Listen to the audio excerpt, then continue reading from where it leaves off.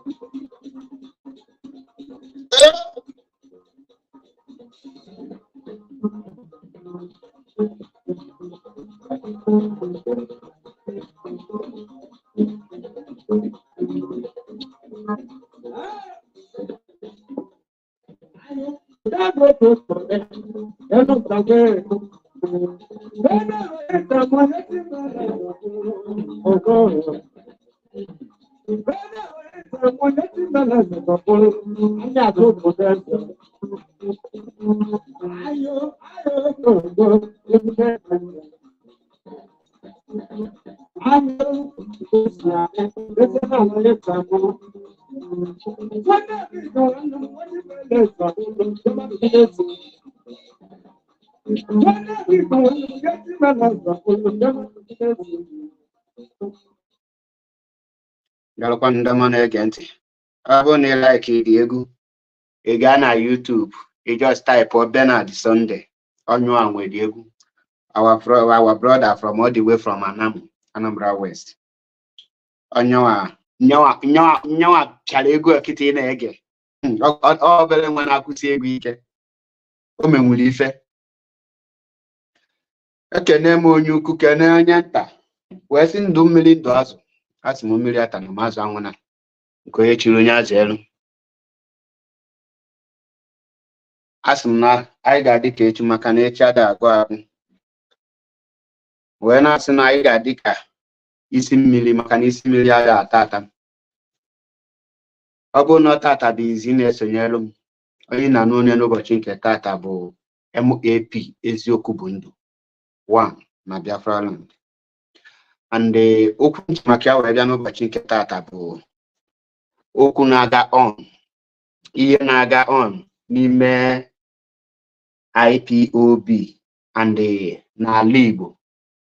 Jane Amande ekenekwa m gị maka ya ka m ji wee bịa n'ụbọchị nke tata. And m ga-like this program. M ga-like ọ bụ na ifilo that na enwelu somewhere ọ dịghị ka anyị dị emetie. It's an open challenge to everybody to come in. Ihe ahụ nke ịbịa with your facts and figures. Ka I just go do this okwu once and for all, because I believe that now the best thing in nwere ike ime to your brother bụ ọ bụ na your brother anaghị eme ite ihe ọ bụ na ọ dị emete ihe ọfụma ọnọdụ gị n'uche ị confront onye ị gwa na eke si eme ya. Because na this movement anyị nọ ya enego manya for that many of us are not matured to be a freedom fighter. A lot of people, to be honest with you, all can about MAP is Jokubundo. Other people will make natural followers, another match of followers. Yen natural people ne kwezoku kanji, people na kunezoku, people ngebe hapota, Hagwagin ya no adioji, Hagwagin ya no in a many day, met hanyegi the reasons.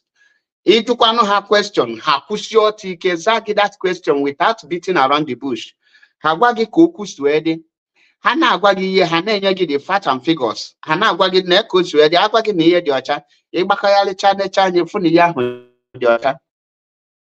Nima this Biafra agitation, I know there's a lot of things naga wrong. Which nga like our people learn how to confront everything. The reason Undocha is open for question and answer. The white people are open for a live debate. That is why Ghana, Obodondia Chanini, for that now, Hana made their presidential election and anything election, that they always come for a debate, or Hana has said the representative or somebody, Hana Potano Weha, and Obulie de Lohakahanaza. Hana Pota, the masses, the people Naju have question. Hana Azia, Obulo by here, their personal assistants in their personal secretary there. Question can come from any angle, and they will be able to initiate, to use their IQ, to use their brain initiation to answer it, and to tell you how Onwelikijwe fix here, all those things. That is the reason Ndocha Diaganiru. Mana any person if also for a debate, any person also for questioning, any person natural can join your question, any person natural can confront one with fact and figures. That person was something fishy. That person onya hangwaliyo nezo. Now, even this Biafra agitation, a lot of things naga wrong. Mana before ngabaniru kan kenego disi afro we kwabo opu. Ofu onya na aso na no abiala. Ofu mbaje na emo flood. Ofu onye na-esi ora malichenwe. Ofu onye ora na-esili oliche nya malacha aka. Onye ka na-ekwudi okwu efe a ọhamadike ndị Igbo, ọhamadike ndị Biafra. Ikuku a na-afụ anya, odogwu a na-akpọ ogu n'anya. Dike njikerere. The God, in fact, the savior of our time. The Messiah you can see. A living legend, a living hero. Mazi Nnamdi Okwuchukwu Kanu Odogwu ndị Igbo ekene m gị, the leader of indigenous people of Biafra, the largest mass movement in the world. Onyanwa bụ IPOB and their leader is Maazị Nnamdi Kanu. Ekene m gị. Kenekwanu your leadership, the Directorate of State, DOS. We kene every other persons, including our Eastern Security Network, for their gallant work and their gallantness. For our legal teams who have already finished their jobs. I salute every one of you. And for those of us in the media aspect of it, those that knows the meaning of media warriors, those that knows the meaning of fighting freedom, not all this Jesus squads, not onye nkuzi nọkata zaba ụka afọ nnamala ebe o si bute. All those people ma ihe ha na-akọ. These are the people na-asị ka Chukwu okike abịa ma gozie unu niile. I put up for freedom, and to be honest with you, a lot of IPOB coordinators, they follow Maazị Nnamdi Kanu for many years, but they are not listening to Maazị Nnamdi Kanu. They don't pay attention to Maazị Nnamdi Kanu broadcast. They don't listen to the voice of their leader. All they do is I am the coordinator. I beg you, so that's their position, how to bring another person down. And where people know that this struggle won't be very genuine. People won't had after to know anything. Once you go wrong, they will confront you and tell you that you are going wrong. These are the people I love most. And I must tell you the truth. If Maazị Metusela nwanne Mekisedek, that guy na man he be. As him again, na man you be. A lot of us anahapota aja onye hammer that this person is doing more than them. Instead of you to admit no one more than you, you start jealousing the person. By the time he be the only jealous, you start plotting the downfall of that person. That is not Maazị Nnamdi Kanu motto. Obuliya ya ka Maazị Nnamdi Kanu ndutela nka ime. Now, you followed Maazị Nnamdi Kanu. A man of the freedom Maazị Nnamdi Kanu na fighting. You are shouting, you want Biafra, but in no behind what kind of Biafra do you want? Can you the kind Biafra you need? Can you the Biafra echo? Can that Biafra? Can you the activities? Can you restore a nation without recognizing the gods of that very land? Can you restore a nation, each of them a land without recognizing that land? It only recognize more non anahu, man. It only anahu kibili. And we question many of us Naju, why are Ndi Igbo fighting themselves? And when we answer the reasons Ndi Igbo are fighting themselves more than any other thing. Some of you Naju this question. Negemonti, I am open for a debate. Any person who truly defend the Christian religious knowledge, feel free to call in. Because I like him, people disgrace him. Today, I belong to the day and boy, and I here, kai boy. I be here, kai put our knowledge together. You make your point. You can convince me. I will start clapping for J boy. You can convince me. Jesus. You can convince me. Can believe on a Christian. Manobu, you don't have the fact and figures to convince me. That means you have to listen to me. Igege monte. Makangeni. Ukwa hana asanya bumadu gekwe. Ukwa na asanya de bossi so. Anya bego na this a struggle. A lot of things ne maybe. Ni and the yokaji continue ne maybe buna. People had to be already confront to the truth and they made the truth accept. Our deputy European rep make a post. From some people are potassium or how I can they bold enough to call names. That is when you see that the mentality of the people now as a media warrior or whatever now this struggle is very low. Be courageous enough. If then the bayana akwaka in akwaka ni maifek in akwaka imabeho the your leader he stand there for. Now this movement that Biafra actually is restore. Kedu your stand. And from a lot of people na condemn na see Matthias Ezak is a berima. Matthias Ezak is not talking about the Nigerian government. Matthias Ezak is not doing this. Actually, any person nga put here now. Name 5 things Matthias Megol or Neku ndi wrong. If yes, now Matthias is deceiving our people. I can bet you Nanga unkushi support Matthias. I need somebody to come here and convince me that Matthias Ezak is doing something wrong.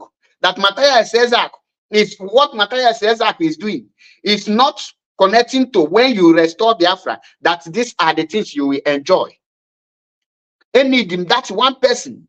Nga potassium that Niha Matthias ne preach, not against Mazinam the Kanu. Na Mazinam the Kanana he preach this, Namazinam the Kanu ama kweka, this such thing. Prove volume that Namazinam the Kanu pota, not that condemn Matthias Ezak. Prove volume na Mazinam the Kanu pota, no ma be very happy that now somebody na no on IPOB, somebody na an IPOB member have the courageous and they have the mentality to save his people from mental slavery, to make his people to face the reality, to make the people to open their eyes that this is not what Mazinam Kanu is fighting.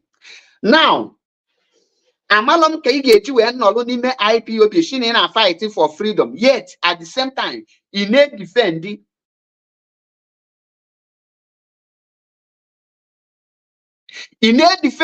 same religion a slave wogi. The same religion how can you get you na fight here? Actually make this thing, and with all due respect, if a media warrior he believe in Jesus and he believe in Christian religious knowledge. Now, actually, person like our brother Elochukwu Hachi with Mapon Kenon Italian card confused on your media warrior. I know how what out half when we are calling human being, I know how to call human being. We okay, Elochukwu Hachi on another person the reasonable defend the Christianity.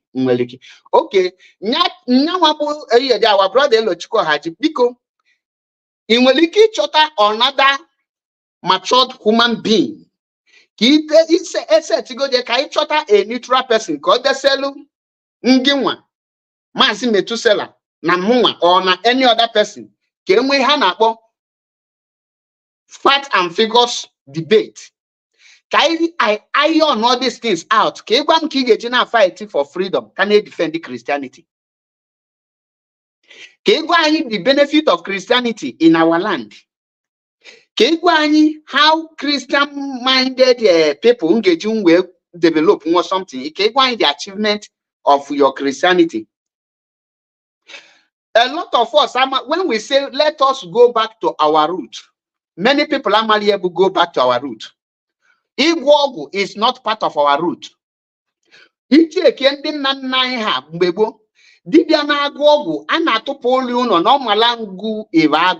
I mean by malangu ivagu? In a forest, and you can only call them mobile name will face if you need the because somewhere some certain things say job was solved. To be honest, and by the time Ogu get you a patabu. Naturally, no, na village, no. At that point, I choba those witch doctor. He had to have one. Ka go ndaho batana your village. Ka hardly confused. Or benine habata na ha police or hane meyeri. Or agwogu egbe, agwogu mma, agwogu ota, agwogu ine jaya kaya lefugi. Immediately after that ogu, every people participate in that young Ghana back to the Dibia, a maybe a dioku immediately. For example, my village, a witness law, Biafran Civil War. If you my village in Nilogu, prevently, ka ogoyale batana my village, when wotata, no single grass to go to that place. Ahi here pubeki, where maloncho wojo. Now, a lot of you see that now, this religious something, gave a division IPOB. Actually, division IPOB. Name the fact and figures. Because I imagine I on IPOB and happens and keep any Christian person, no matter how educated or they, the achievement of Christianity na Igbo land. Onya hama zatangugi oma kowa something meaningful. How can they beat around the bush? It's okay, confront all this thing. Confront all the person one-on-one. You confront all the person one-on-one. In put out with that your argument. Mazinam the kind of spiritual argument to win the case. IPOB are known for when you have a spiritual argument, you come forward. Then once you defeat the person, then the person will power for you. Oh, na keju emela IPOB. Amala IPOB as a gossipers. Amala IPOB in open debate. Why can't you come for an open debate with your fact and figures? Jesus megolu. Now the Bible in Abu, if that there is everything there is just complicating itself. Everything is me there. Now, Kedia Matthias says I can fight. What one thing Matthias says I can fight? Good government. Good road. Matthias cannot come out and start protest. He need to prepare the people, the mindset of the youth, so that the government is responsible for your misfortunes. No government is accountable. You go to school, no below your forefathers that no government called the provide the logo. He get prepared the mindset of the people. That no government in Enyolu, no below church. He get prepared the mindset of people. Kahamalu that na habagide nuso. Moto hawe dagalo putaya we fopu. No below pastor kahaje jekulu. No government kaya agwa na uzahe maybe go. No government game with uzo. Before you will now confront government, you need to prepare the mindset. The people will now start asking questions to the government. Mana your pastors be a channel all the people. Kahamalu that na accident menus or because of a tiny road. No village people name go look up on a yard. December can anabana a rap Lagos. If you don't na January where babalu your village also village people they are after you. Olusia na month of December you blues at Baginaku Behana village. Your village people have lost the kebogin at this December. Manena Tago village ne calling to Neko. That village people ebulogi. Matthias ne make a matter that no blow your village the fourth blow your forefathers. Keleka a pastor gejigwagi that na a man who fought gallantly to secure a land for you, maybe for your village today. People who create ndị lolugi ite pot eji esi nri, ndị lolugi ite ọna, ndị lolugi ite mmiri, ndị lolugi mma na lolugi ihe niile ndị na-eme nka na ụzụ as of back then. Ka ka mmadụ ji wepụta wee sị gị na ndị anụ abụ evil, you believe it. Ị makwa na ọ bụrụ na ya nọrọ na this generation, Pope this Pope now wee sị gị na ya gị gozibe ụmụ nwoke na-akpọ ụmụ nwoke ntu na ụmụ nwaanyị na-akpọ ụmụ nwaanyị ntu. Emetenda ga-asị gị that nọ ndị nna nna ha mee that thing. Ha nwa wee bịa kwụsị. Mana ị na-afụ nke na-eme gị n'anya na ha nwa wetelu gị slavery. After ka wetachelu gị slavery, ha sizie gị that now ha nwa kwụsị gị igbu ejima. But ejuru onwe gị gịnị bụ slavery? Igbu mmadụ na slavery. Ejuru onwe gị ka ekesi wetelu gị that Bible ị na-agụ. Do they bring the Bible and they start reading Bible and you accepted it and follow them?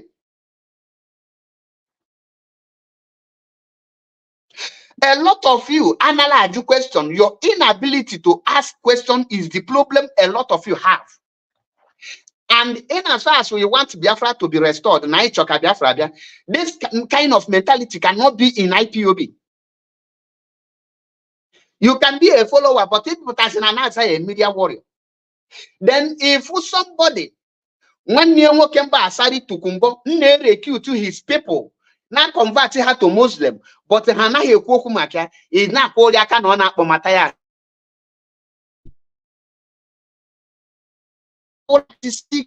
Julia, his own people, her own people, he beat the Gotonola. Keka, somebody, his people na guide the pipeline. Ngapota in Olianazo, when Mataya says act on any person against Matthias to call on this program. Call one thing. So if Matthias in Mbashi, no blood for the benefit of Ndibu. If you so another person entirely, for his own people, no don't John and Punina Annie. Now go to Shato, you only see a kikwa to your own. It's a tembe mazinam de canobido. Do you understand where Mazinam can started? This is the same attack on with it. Here and there, on a course division, division on a course. Can allow war criminal fake pastors, even a fake miracle? And Matthias will only go up now, only card the lobby, or they could deaf and dumb. Now, what you go 20 million naira for your pastor to come and heal this person. Your pastor will look 20 million.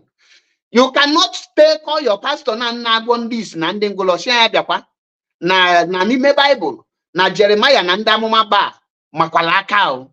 I mean Elijah na ndamuma ba malaka. Hawe magidaka. Elijah we poku ochie o we woloku we bia liada. N'etiti eyiye na abo. Oku we sinenu we da.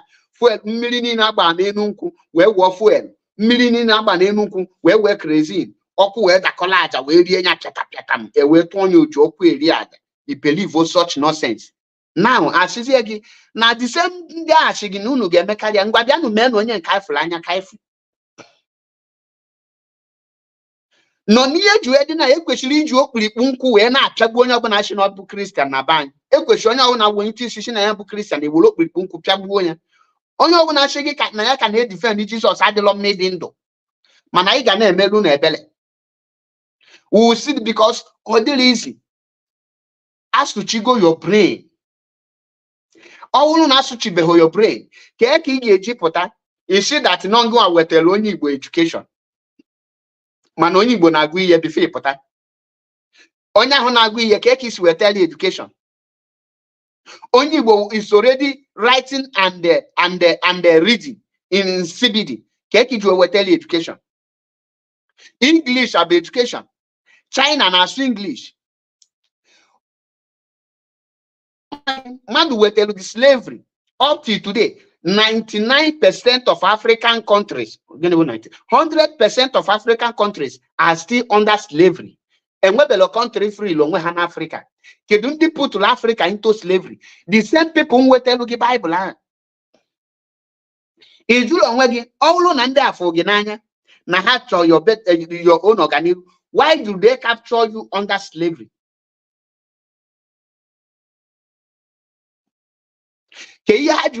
Under slavery. That is why Mazaza Yoba Njuede if some people namalo when do they start? Came but in last struggle. Apotana comment session. Uje kwegina kwa Mazaza Yubi. Mbagina Mazaza Yoba no look at the same category na. Akpo media warrior. Is our say again Maza pota. Okay, Mazaza Yoba na togo. He is afraid of you. Onyekio. So Mazaza Yobakuloto na. E kuloto olo makagiko ya jue ya liku kocho liku. Now this struggle na pali mado, to be honest with you, this struggle na on pali a lot of people. And on no more chucha, some inconsequential beings etienne ha arrive go. Etienne na ha ligotego. I look at them comment. These people get them jam one-on-one, no some I can't touch him dancer. I can't touch him dancer. Or Mariat. Makana na IPOB. Mangolomo, Kamalos, Ongolos, Mamate. My teacher, Saskuzi media warrior, Nana Tohojo. People that cannot present and cannot even present issue before any other person. People that cannot involve themselves in an open debate. In the debate, I put on a comment section now born. Some of you now have Maze Mataya says talk about promote IPOB or promote Biafra. You share the login man. Gini bastali ki promote Biafra. Ngi wano na Biafra non IPOB. The work Mataya says akonalu ilube here 1/4. Matthias on now hate Matthias. Why are they running away from opening debate? Give me Patahaja also for open debate. Any of them, on one question I will pass the year one. Just any of them, like this thing Pope put there now. He had Pope put there. Hannah put on my comment section. She motra ya post to all my followers. Kahafu. You go to none of them have posted that very abominable abomination. The Pope put there. None of them post it. Reverend Father Oloma did not post it.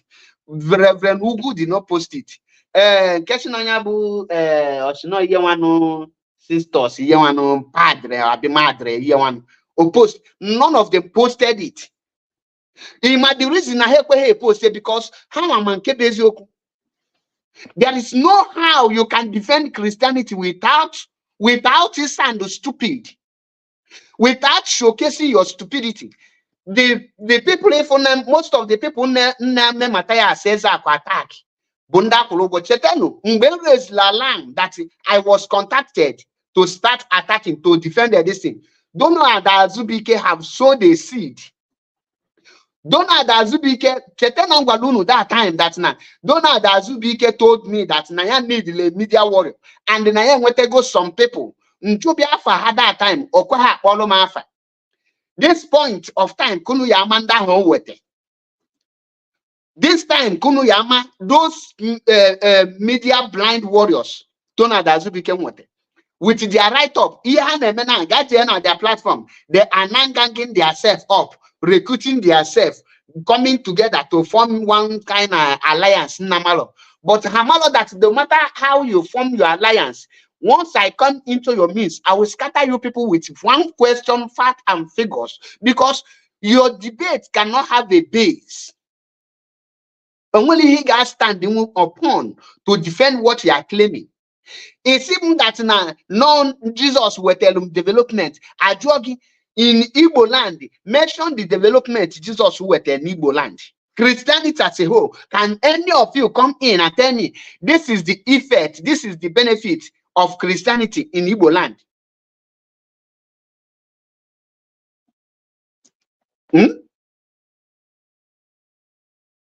Now, let me check if I will see this very broadcast yesterday from Mazme Tusela. Mbaju, this guy, actually a simple question.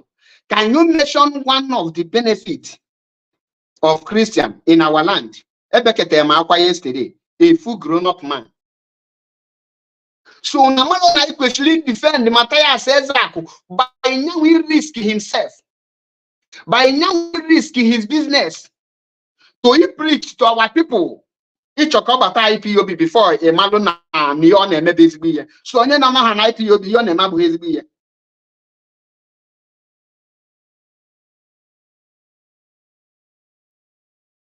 Now let's check.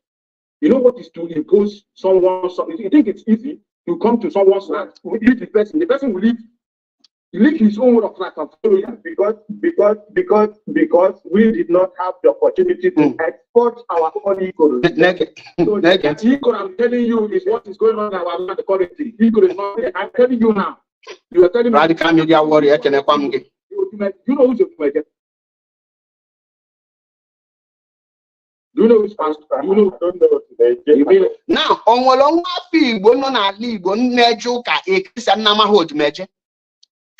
In the boski bawose. The worst part, but these people are a bunch of liars. That is why I get for some female equipe. Hana Bushisha somebody as the media world, she wears no IPOB in her level. All noble IPOB, I got for a female equipe to Pogote, Ibia with the Bellumat. All Nurobo people where somebody like Matthias says, believe you me, they will be worshiping that person. If the entire Ijo as a whole can produce one Matthias says, all of them will be worshiping that person. Look at Asari. Ordinary Asari, they are worshiping Asari like their God. Undermine that Asari is a saboteur. Asari is a bonfu. Yet, none of these people can confront Asari. They are all following Asari.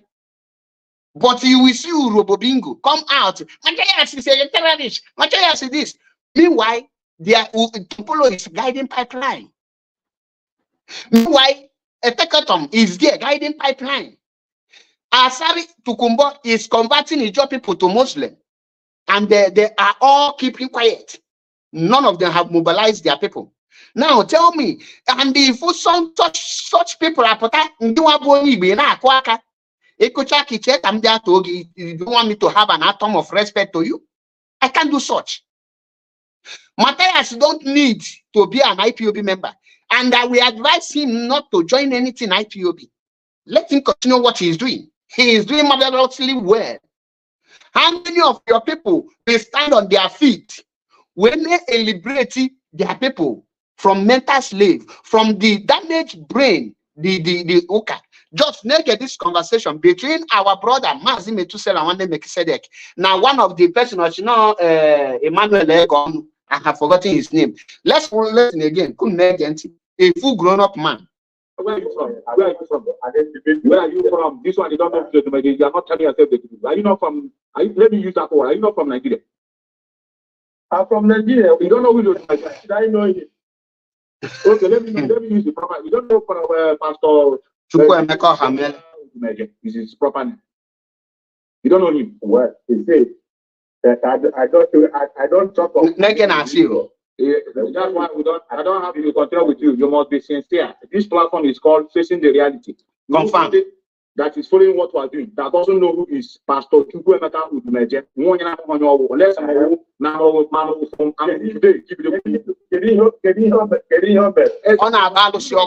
That's the question. I don't know him, but I hear about him. That's different thing. When you hear about somebody, Remember before, now I am hearing about him. If my brother Sonny, Viti, Sonny, Ekenekwamugi, Otekwala, one mother Kekmakazino Nogi, Adam Shano Donachi, Manakebezokuna. The problem I face, the truth remains, if I stay away from religion, and you stay away from religion, and everybody stay away from religion, and the religion conquered us and make us to remain everlasting slave. Are you telling me that that is what you want? Then can you give me the two reasons why I should stay away from religion? And the same religion is destroying our land. Can you call in to tell me the reasons why I, MAP, will stay away from religion? I would love to hear from you. The damages, the problem the religions have brought, and those problems, I will accept it if you tell me how we will now solve that problem without dumping into religion. How we will now solve our problem, how will our youth face the government without stopping the religious pastors' fake miracles. How can we now free our people from mental slavery without telling them to stop listening to the jargons and the bullshit that the pastors are telling them? Keka madu na ya kidney problem gejigawa no for healing. Keka madu na ya liver problem gejigawa no for healing. Keka madu geji once death come away hold the government responsible for not making a double lane. He happy to the government. He jay to mama no.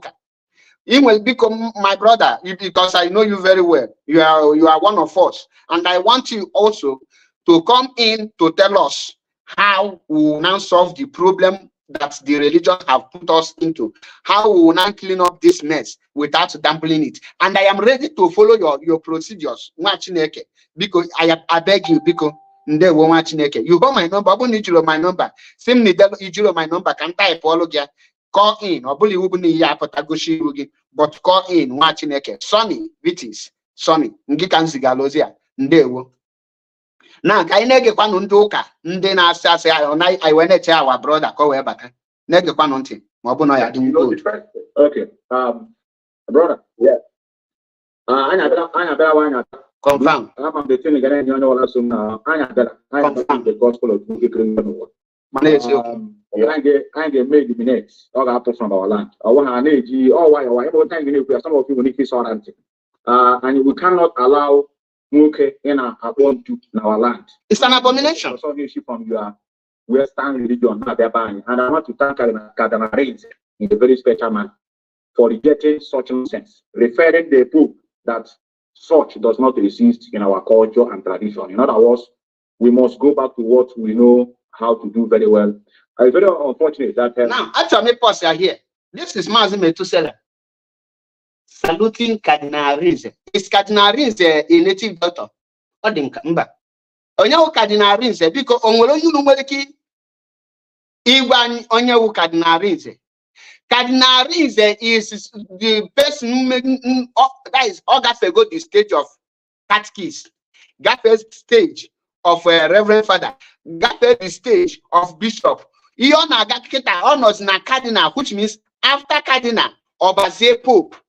Mana Mazi Metusela the reason because Mazi Metusela kunezioku, the man said something truth. If that Mazi Metusela potalo behave we can Christian or what you or Kenya, do you see how pure-minded people act? Manandoka can never do such thing. And when let's be enduka na phenomenal.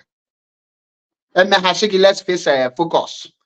That focus at somewhere but high focus so the topic after that focus. Because when you say focus, I'm not being a focus on. Some people focus in bringing their brother down, while some people focus on this thing. The reason if you that question, why the reason is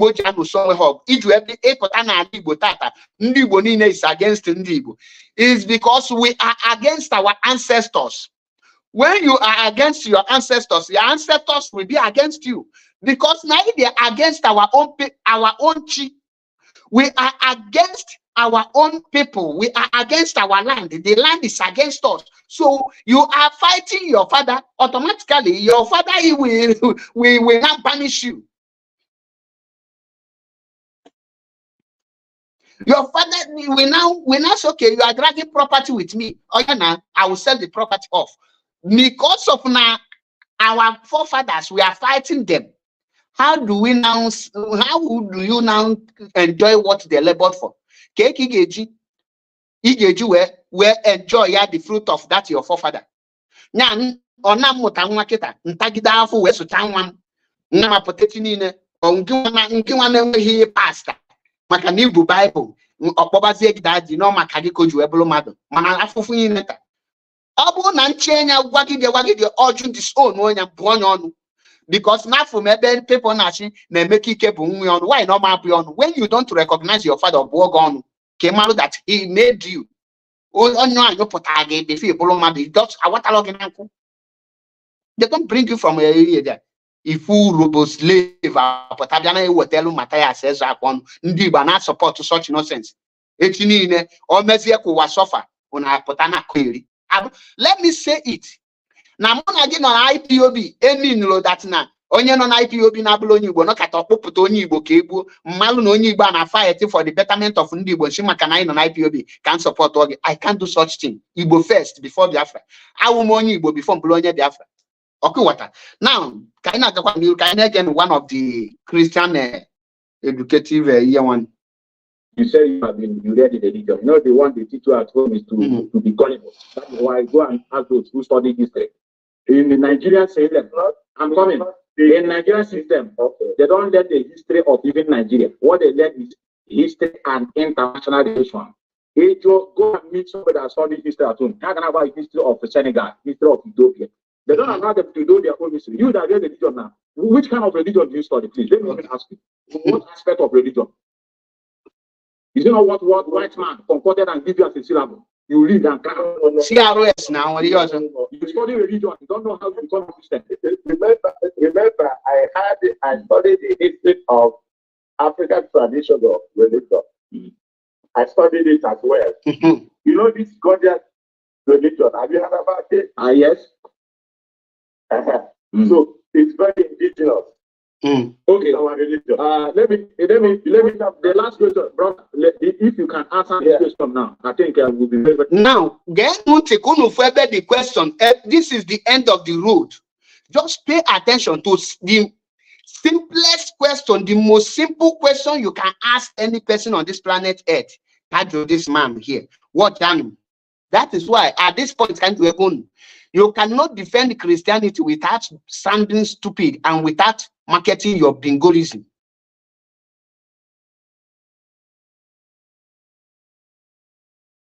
Now get not to come know the question.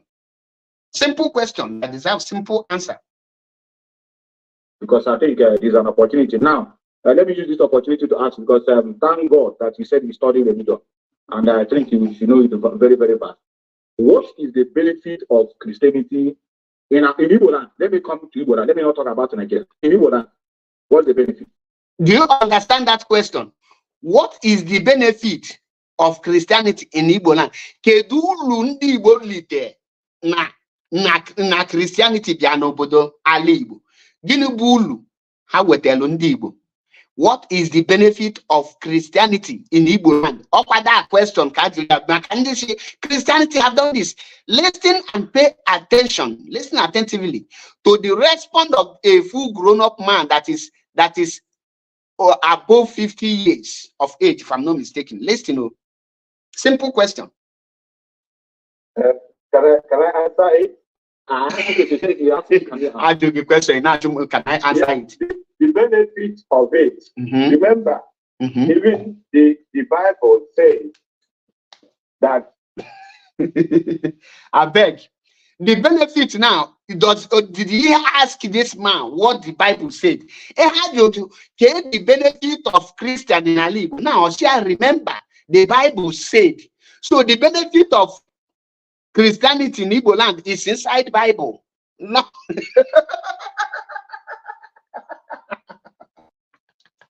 I hate with him.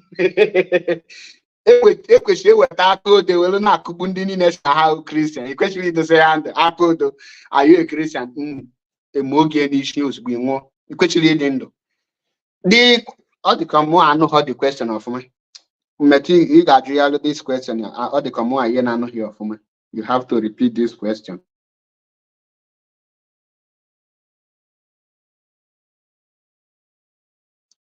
Well, you see, that I don't talk of an individual. That's why I don't have to continue with you. You must be. Yeah, this platform is called Facing the Reality. Nobody that's only what we do. That's also no is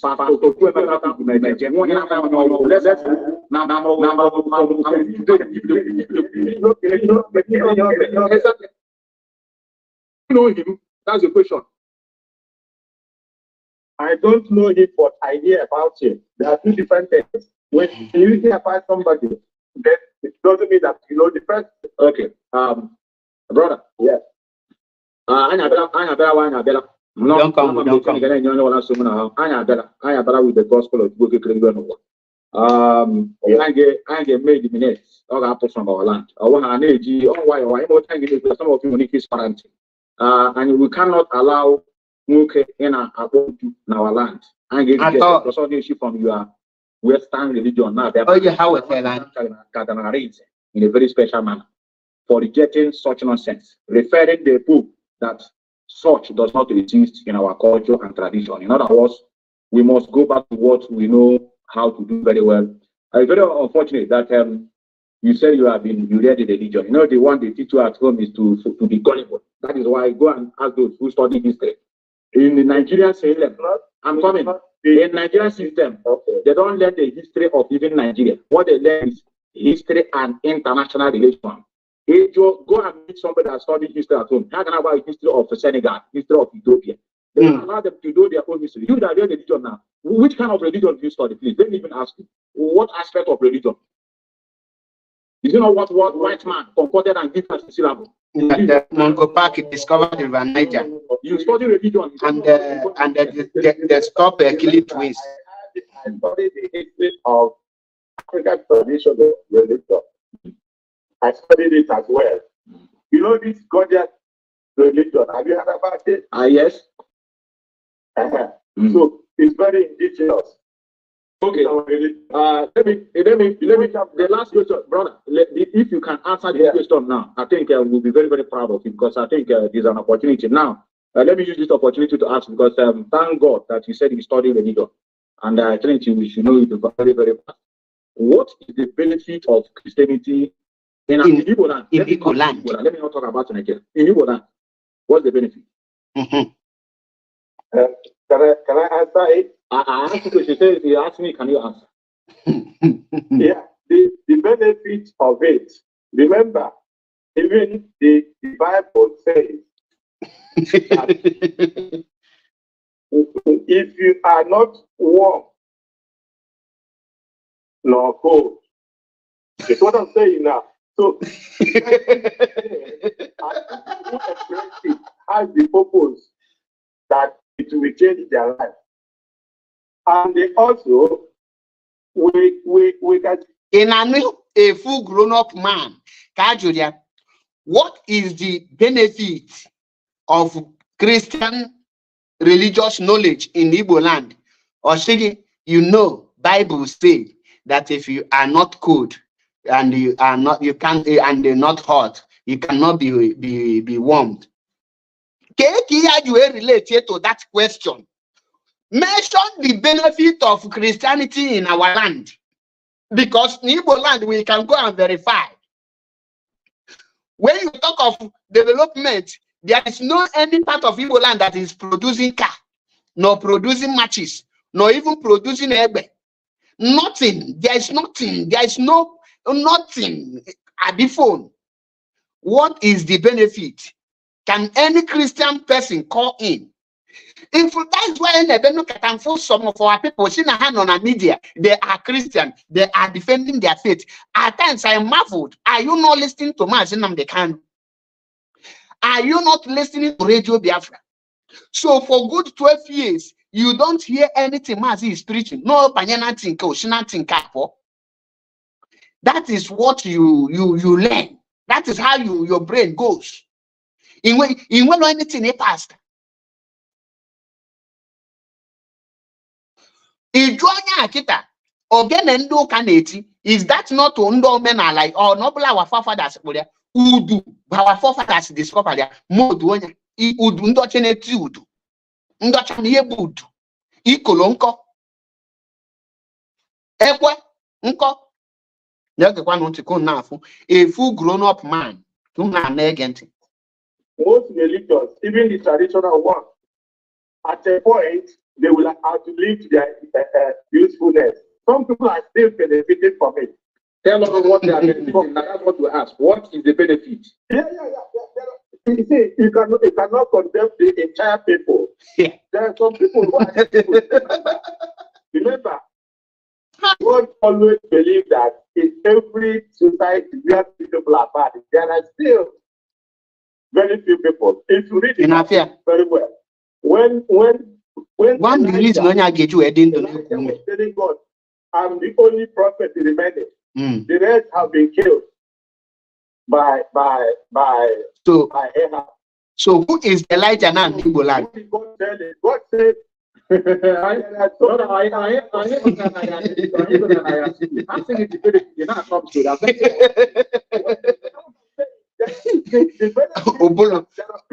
autopilot have been changed by that for good.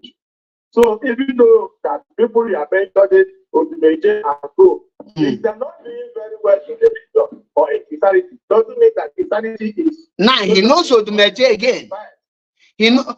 Remember, Remember, at initial stage, he said that he don't know Dumeje, but when he want to give an example of people that are doing very well, he now uses Dumeje as one of the example. Agwamunu, you can't defend Christianity without sounding stupid, without marketing your idiocy. Being smart and intelligent is not all about speaking English. English is just ordinary language. Italian has English. Italy don't know how to speak English. Now, we get the benefit of Christianity in our land. Get the benefit of Christianity in Biafra land, in Alibo. There is no single benefit. The only benefit that Christianity brought to us is suffering and smiling. Is for us to die on family death. Is on family death. Now, oku.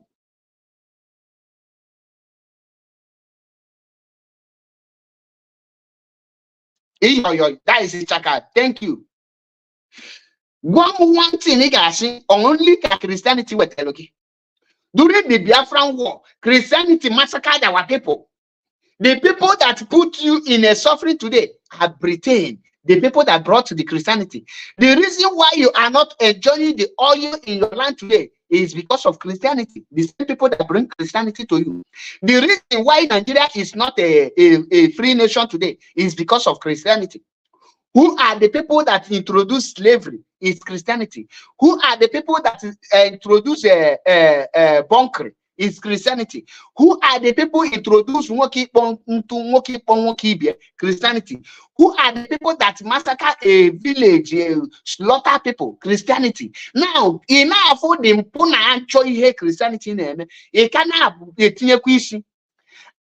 How did you become a Christian? You cannot give any clear explanation because no matter how you become a Christian. That is why you get Potter. Matthias is Shakeish. And Dasari is what? Tompolo is what? Eteketom is what? Why can't they call in? It's an open challenge. Open on your platform.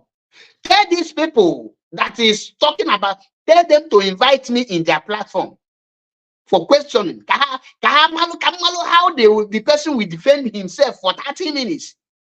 Just the benefit of Christianity. Defend Christianity. It seems that you don't know the difference between science and technology. Do you know that the scientists who discovered the cars and the telephone, everything, believe there is no God? When we say that we will eradicate this religious nonsense in our land, because they like practicing Buddhism, they like practicing Judaism, they like practicing Muslimism, they like practicing Christianity. All of you will vacate our land. Then, when we restore our land, finish, we will make law according to the land, the law of the land. Then, if you are a Christian, you want to come into our land, you will first of all acknowledge that our law, the rules that protect that our land. Then, you will follow it. That is why there is Christian in Dubai, but they are not going on the street of Dubai, disturbing people in the name of Christianity. William, you go to Saudi Arabia, there is Christianity. Ask them, why are they not performing miracle in Dubai and in Arab nations? Why are they not performing miracle in Italy? Why are they not performing miracle in France? Why there is no miracle in Germany? Why there is no miracle in Finland? Why there is no miracle in Turkey? In all these developed civilized countries, why are they not performing miracle? Why are the miracle only for a place where there is no electricity? They called you and they ask you, what are the benefits of Christianity in our land? And you are telling us,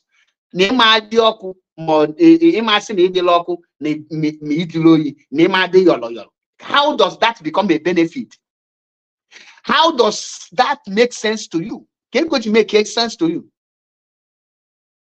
Then you are not trying to bring the leadership. You see that the religious is not dividing IPOB. How does that affect IPOB? Guinea was still IPOB in a religious war. or if you are not ready to fight for the freedom, why can't you just step aside and it's wicked? When you know that you don't have the mental toughness, you don't have what it takes to reason beyond your enemies, why can't you shut up? Do you think that fighting for religion, you the mad, you the crazy, illiterate, you thunder the fire, you who give you leg, I go do you this and this? Do you think that that is freedom? Freedom has to do with your IQ, your knowledge, what you can offer. And now that the problem we are facing today, the 75% of our problem is Christianity, religion. You don't want to understand. The reason why the fans have not been restored is because we still have Christian members in our midst. Because they cannot fight. They cannot, a Christian-minded person don't have the mentality to go out to fight for his right. He will say, let's leave it to God. That is the problem. Israel is fighting war with Gaza, with atomic bomb, with all manner of weapons they have and they lay their hands on. Why you are in Nigeria calling the God of Israel and you are seeing the God of Israel is bomb. You are seeing the God of Israel is AK-47. Even Israel are no longer using AK-47. Man, such a beppo case in Africa machine done a Bunakia block AK-47 now. Man, such a beppo, yeah, I block AK-47. Now they use the AK. In that put the kind of machine gun. Nda Bunaka. Ofumbe be ya banyama di n'ime banye nke ọzọ shidi eto apun gbawalu war na aga. Emmanuel, no, this is the God of Israel. No, abu mbona that is ogunigwe. He can alone abide now, your God of Israel. And you need to rise up. You need to wake up. Your people are being deceived. As seeking vengeance for the Lord. Have you seen any country that another country did not invade and the Lord went there to fight? Tell me one country that God fought in this world. You will rise up to fight. And that is why some people in China who joke will tell them as you're born. It's simply my say. On you go me 20 euro. I still up 20,000. 20 euro kitty. You go me 20 euro. Never tell. A month you look at the all. Yeah, okay, I'm serious. I that church here. Here, you give your choice. Come, my son. Yeah, but here your church. Oh, you go me 20 euro. You go me look on 20,000. 20 euro nnukwu ego na ma ndị dị jobless ebe ni apụta anafetọrị ọnụ. That is the reason I am stagnant. That is the reason I am the move behofa. Now I jogging now. So Emmanuel Molika no na war front. Mazi siga I no na war front now. Ofoko esi ofu ebe potastic have you taken your holy communion? You don't say when you work, you take holy communion. He just said the new law, he just take Holy Communion. They re-infiltrate us, Buddhist Christian people. That is why I threw the challenge to them. I want any of them non-IPOB, an IPOB member, to come out to tell me this is what Matthias have done wrong. Matthias have not fought IPOB. He is not fighting Mazinam. He not even mention anything but still IPOB. He is doing his own jejely. He is doing his work. He focused on his own calling. The same way God called Mazinam to liberate our people. The God that called Matthias says that say, come, stand like this, fight this thing like this. So a chalk and Jiluma can Matthias on IPOB. No, not again IPOB. Kambasa Saga. Only way for that now. In one on IPOB have not done 1/4 of what Matthias says that is doing a live. Do you know how many people Matthias says that to save mental slavery every day? That is preaching have stopped a lot of fake miracle today. That is preaching have made people to know that when you are sick, you go to hospital. That is preaching now have made many pastors to tell their followers to go to hospital. If Matthias says that did not come out A lot of you people will be going to TB Joshua, going to Emeka Okpontu Ebuka, Abi Chukwu Ebuka Okpontu, and the Zion Bingos with Zion. Ajume Pastor for Naju Ebukobi, how old are you? Why haven't you married? Ego Eji. Oh, okay, na Okpontu Patane here there. Igarapu here there. And the another thing chole go wine. Because able wine. Nina watch this thing. I'm going to want him.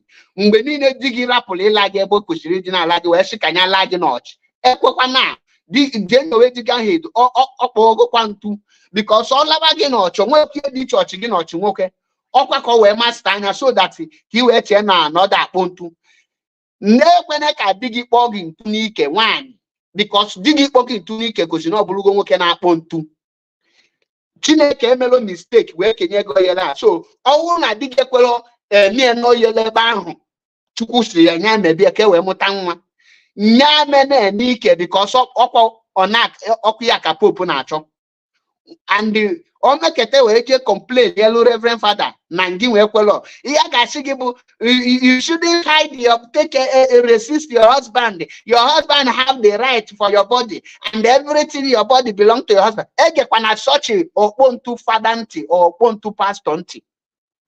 Don't listen to such a pontu pastor because that is how obido inezianya enye nwoke na abịa ite no nwoke na nwoke no no ema e free while your husband is not cheating on you.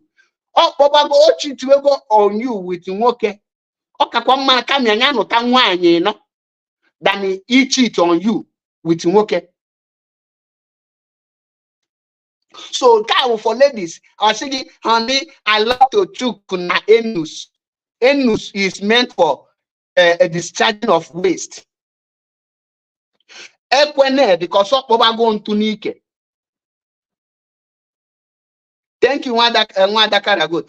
Ekwepana love apakwanagi welu there because love upalo welu there. You have already divorced yourself. You are now marrying yourself. Before you know it, either na nwoke ọzọ kpọbalụ nyanwantu or je kpọba nwoke ọzọ ntu. Before you know it. Ebukobia a blessed enya na nwoke ọzọ n'ihu gị. Before you know it, Father Oloma sị gị akpọ married people come out. Then nwoke na nwoke enwere ike ị na-eche ka di gị jide gị aka o jidezie best friend dị aka. O nkwa ike okonye gị aka o. Ị wata na not just for family friends. Ị ma na ụka konya bless anụgo m nwaanyị na-abọ. Your mind will not go there. Before you know it, or lost appetite. Before you know it, that's in the honor connecting a vein. On to enemy masturbate. Or Maliado, or Ottoman was not Biago.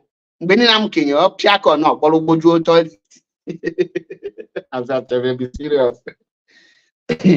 Okwaganada somehow. Manezu. John one night elo chukwu haji our brother. I respect him so much. And the match makana no wepe ho the mental toughness. No mape ho the truth. No kana okano na ne follow ndopon to esigi am here today. I love him. He's a good writer. He writes very well, and I recommend people to go to him. Even up to tomorrow, I recommend the people. Man, the only thing that what people na on what the mental toughness, he do matter the truth. Okay. It's our brother. I respect him and I will continue to respect him. He's one of our comrades. But on what of that mentality, able a freedom fighter, you just focus on the writing or question able a freedom fighter, because before you become a freedom fighter, you need to free yourself from mental slavery. If one say, do you want to be for 6 years? Do you want to be free of 6 years? But you don't want to leave Christianity? Okay, yes, because on how the effect. The bad effect of Christianity in our land. Or malo that Christianity is the reason why Jimmy all from Monday to Monday, or from January to December, or ma save 2 million naira. That is the handwork of Christianity. That is why a full grown-up man get the benefit of Christianity in Igbo land. Or not here. I think Objectively. But the I have the benefit, brother. So my name is Mr. Emma Egon. How would your name? The benefit of Christianity in Igbo land is that his name is Emma Egon. That is the benefit of Christianity in Igbo land. That you have abandoned your surname Manibolo Wine to change to a name of a foreign bingo. Emma Egon. You are proudly. This Paul can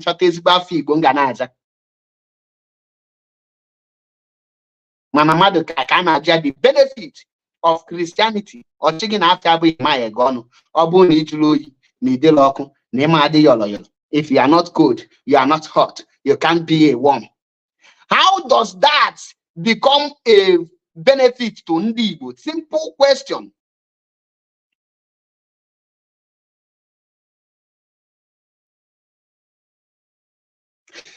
The people info, any Igbo man if you name of ma, all this non-Igbo speaking high the under IPOB with Nigerian agent always attack them.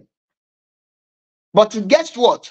I will be the last man, the last person that will say, oh, he is an IPOB member, she is an IPOB member. For that, I will say right on to start attacking my brothers and they harbor his own people or her own people. Our people. Imagine that Namazin the Kano born Europe and he was kidnapped and kept in DSS dungeon. And a pure Igbo man from Anambra collects contracts to be guiding pipeline. What do you think that will happen to our properties in their land? During Biafran war, we fought war with Nigeria. After the war, Fulani Hausa people relinquish our properties to us. The Yoruba people do the same thing. And the same people we are calling brothers today confiscated our properties. Or not something. Now, Mazin Namdekan is suffering and we are fighting for freedom. Their people are busy protecting pipeline. Their people are busy converting to Muslim. And none of the whole Urugu is happy with the Kalabari and all those things. And the same thing. That with a person like me, as grown-up man as I am, as Nwokem Nkubalo Gaka, Ibonyala, all none on IPOB if Mbagi Mana Mumada Lolona. You get what put the bones on issue, on sharp on your put on nobody knows banter. That is why in Canada or Austria. Norway was suffered. You make it native ban. And write down. Put them on social media. Shina Mazin Nangunya Mazinam the Kano Bakuna. How many of you made video to confront her? All of you. We are disappointed. Why would you be disappointed when you build rubbish? You must value your things.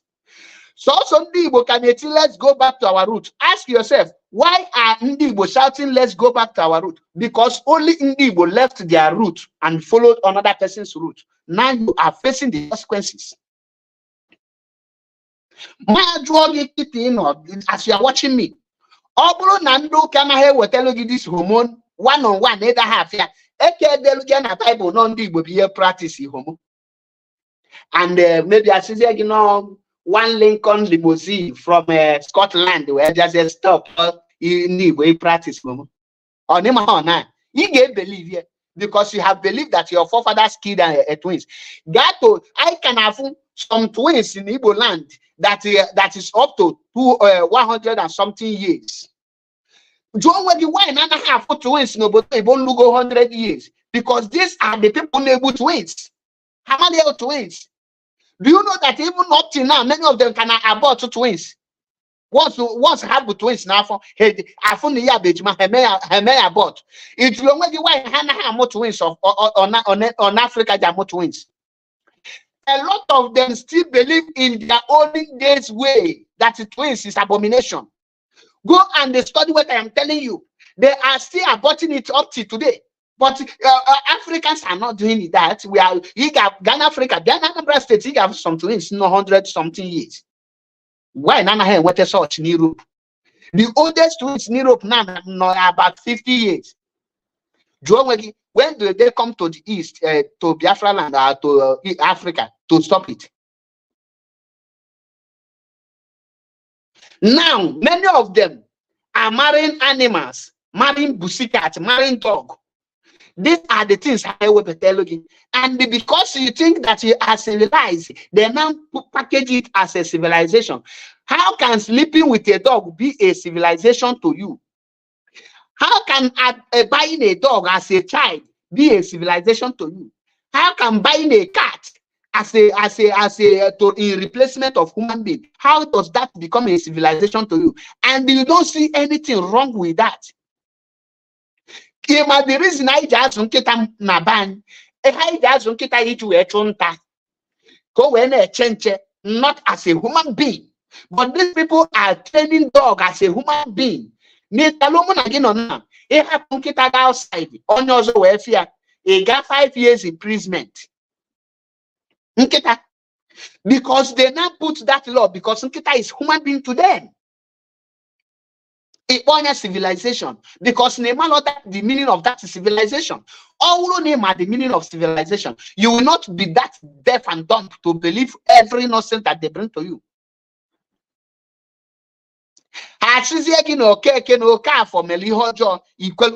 Without seeing find proofs.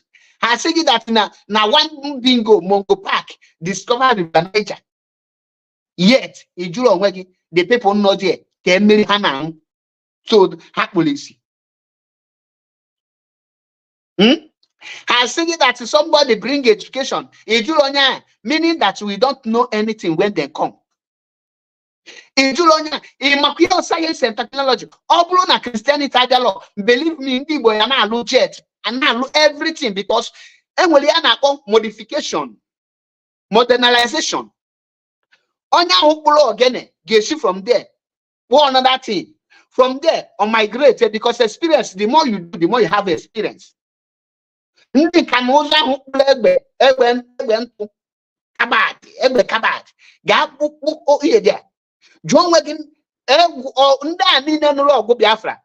I was told, because I'm Biafra, but now most of Biafra was manufactured by Indigo.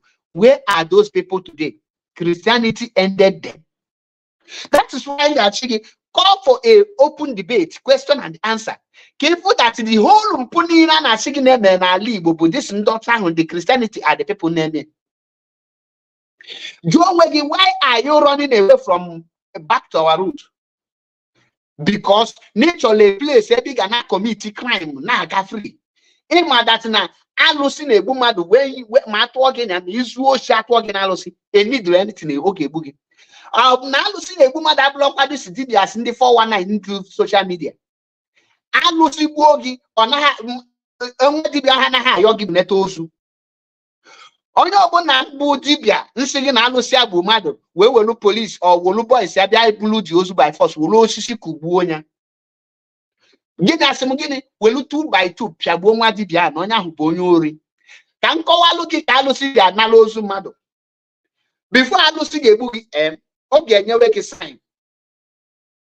Onye kideki sign, ye kideki sign. Oya baga oya, enwolo oya. Iga oga bia oya bagi. Ima nwo so. Oge nye gi time ki ya to oya aka. Eda na oya hu ga-emege gi ego ga na etipia. Because onye obuna wetele ego tinye di ego nya na etipia. Ka ndi bunu we gbaba afa ka ha we malu na oya no alusi ajiga oya na enye gi sign na alusi ji onya. Obuza no kpochienti o we gbuo gi. Onye ọbụla ndekete wee nie gị ga-anwụ sobie. Efu ka alụsị dị enye sign. Anaghị ayọ gị biko ngị bute edozu. Enye gị na without settle ihe ahụ o ji maka wee gbu gị. Ogbulu onye ahụ nne gị sobie. Okwucha onye ogbulu another person ba akụnụ ga-eji chube ese wee ga settle onye. So ndị dibịa anụ a na-esuzu ihe that is not alụsị. These people are evil also. Enwere ife dị iche ha na criminal pastors ekwesịrị. Osisi ahụ eji etigbu onye si gị na bụ Christian ka eji etigbu onye dibịa na-eme that thing. And all these things Kamataya says are could be against. All these things can be against. Because each daughter na-eme Father Christmas. So imagine na Father Christmas bụ mmanwụ ejiri Christmas ya. Mmanweja worship their deity in Greece. Or Nemaria, Joe, why OJ Kuchiria? Why OJ Kuchebenine? Mmanwugina Libo, why OJ Kuchakia? We know that everything Madonini, Manahane Kuche, go where they to entertain you. That is why he modernize their own, modify Yana. What of Halloween? Guinea call Nkunu Kana Kabi, Mankendo Zodim. When we say let's go back to our roots, is to face reality. Kemalu what we that Nakaja Nebuta on Manu Kemalu that you can only get money when you walk. Kemalu ni what you're making a room for 1 good year. No one go Gadia Buki dear. Kemalu that you will get work, go and walk.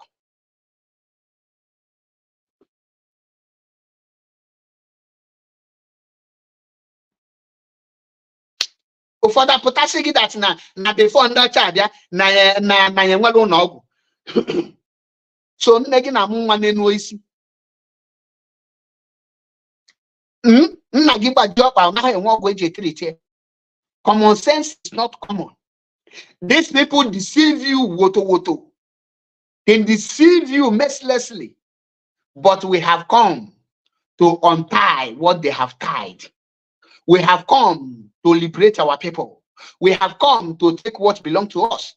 So when you hear what Matthias Ezak is doing, Matthias Ezak is trying to lay the foundation of what will be in Biafra land. Because now restore Biafra. People I gave you the prison for you people that is spoken. That will not make you not to worship anything that you want to worship. But the law of the land will be put first. And the Guinea put the law in Alibo. You must work before you eat. You must hustle. That is why Jagiunu is this the below position. Welcome to the program.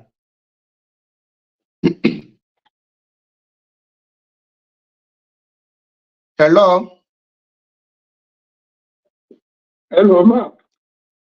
Good afternoon from here. I hope you know I'm on air, live and direct. Yes. Is it time to call? Feel free to call, most especially oppositions. If you are having a contrary opinion, you are feel free to call. That's why I dropped the number. Go ahead. Thank you very much. When you people say opposition, I don't know what you mean. I don't agree with the narrative you are pushing out. And that is opposition.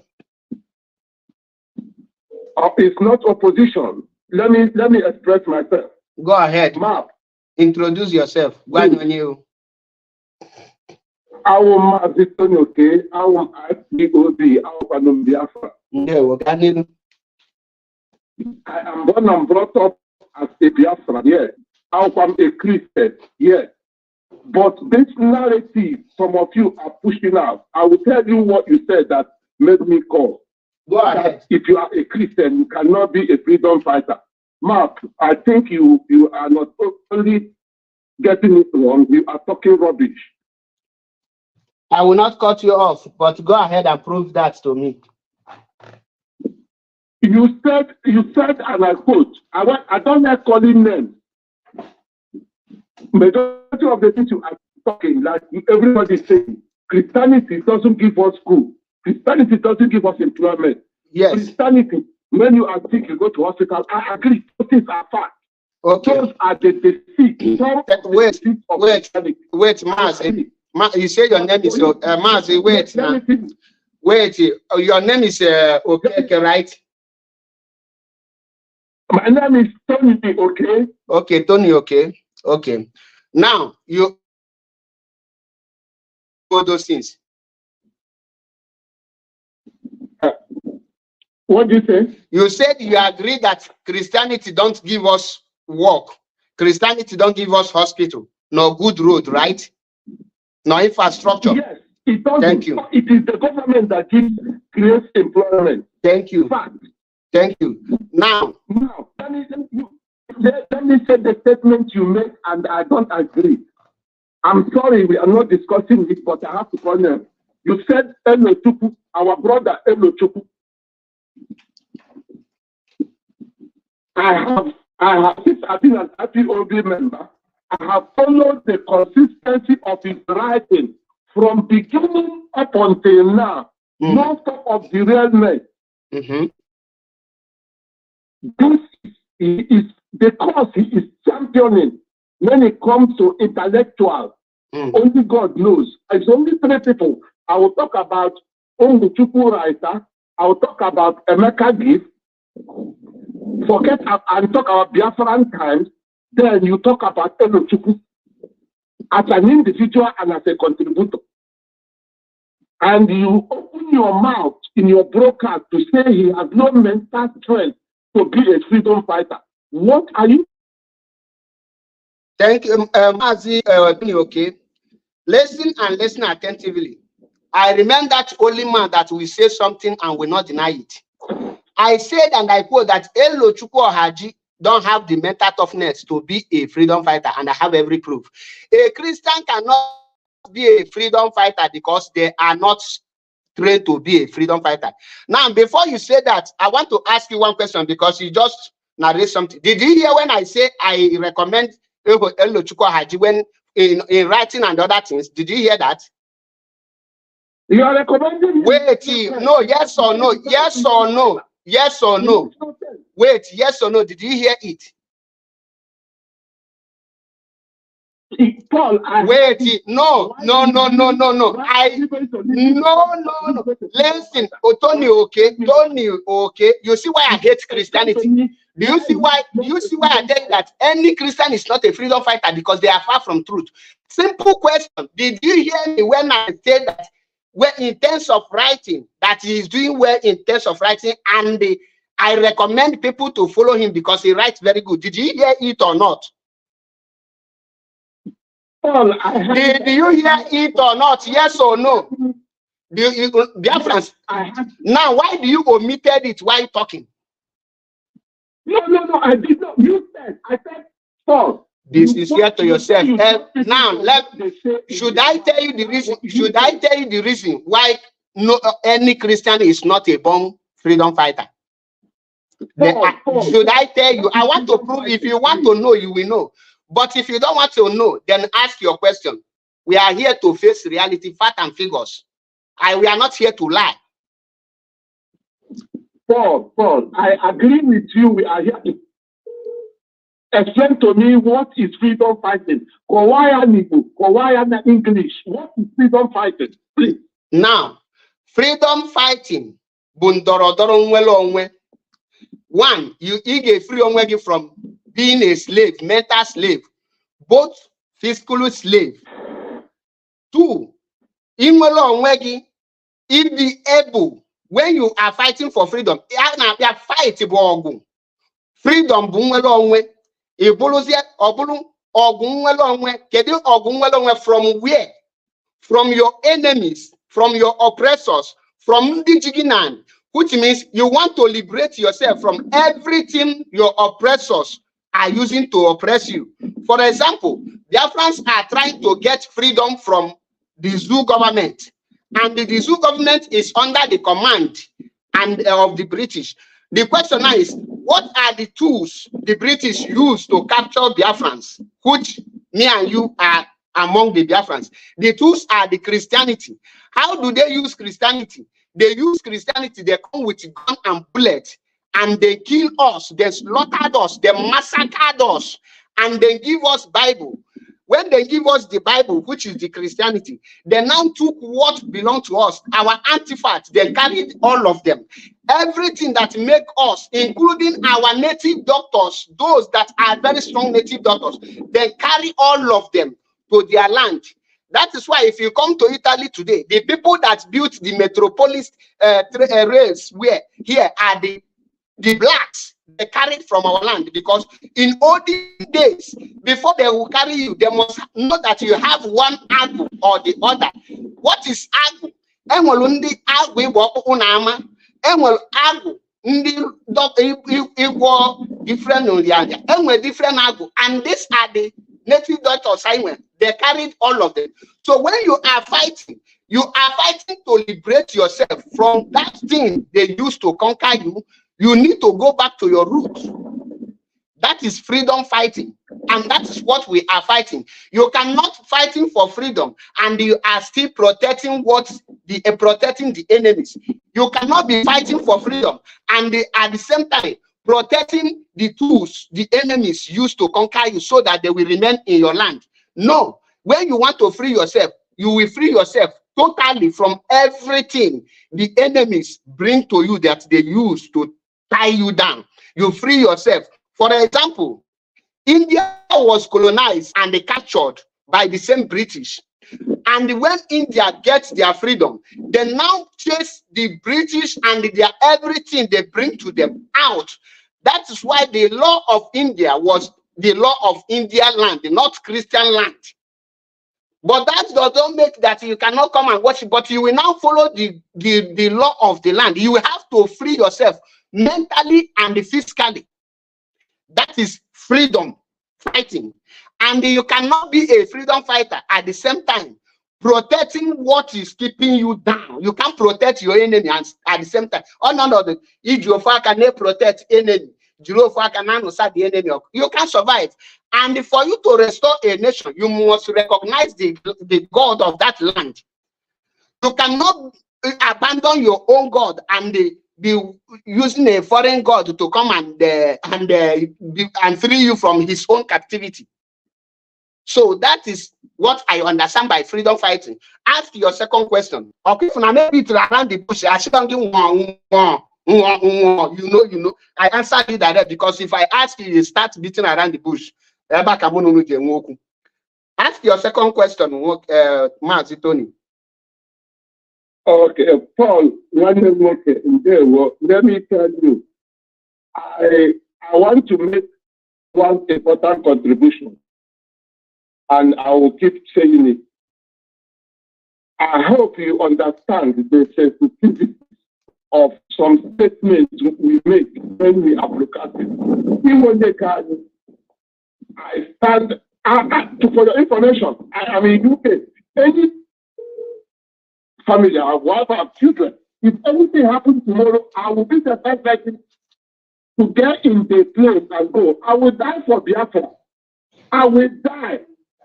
I don't mind giving my family to for Biafra, but I want to tell you that I am a Christian, but I will die. So for you to come up with the never statement or the it is not right. Please. And secondly, let me tell you,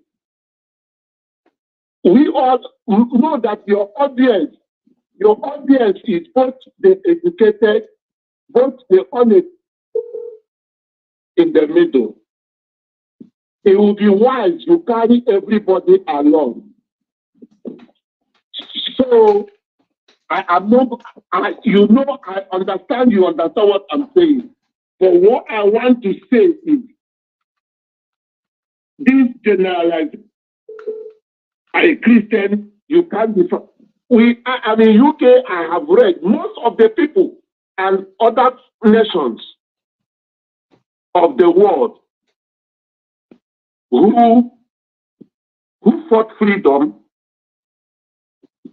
Not everybody is their traditional religion. They have Christians involved as well. Thank you. Thank you, and I appreciate you. Can you tell me any country that fought their freedom and they are fighting not up and their freedom is not being seized by the Christian country? I didn't get the question, please. Can you tell me any country that fought for their freedom and they are not fighting to get their freedom from a Christian country?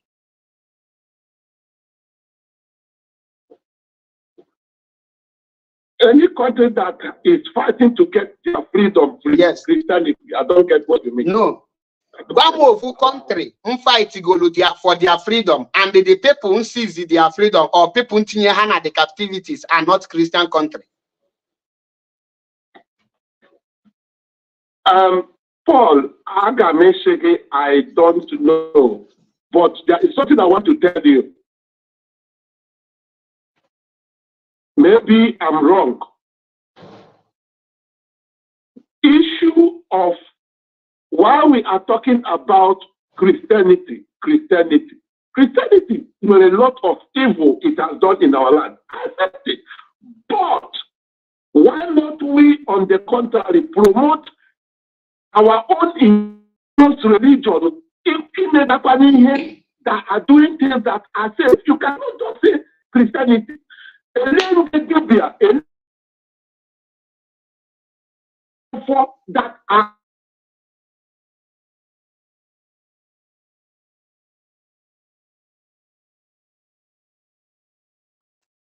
any written template of something that is true.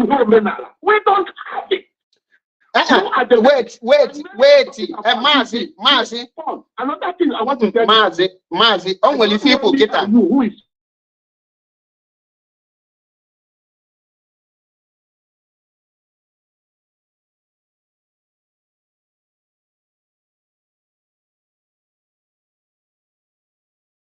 and listen to some of us talking. Because nothing no love, they are attacking the page. Nothing no love. Mazi, only people get that. A question on jogging. Nobody can answer. No, another thing can entirely. Because good. In other words, and the Christianity represent evil. Don't argue it, because all the countries that are being under captivities are being put there by the Christianity. So Christianity are just a tools to keep people under bondage, and that is the reason there is no Christian person that can fight for freedom, because they are tools to keep people under bondage. Who do you have proved to me? Because I'm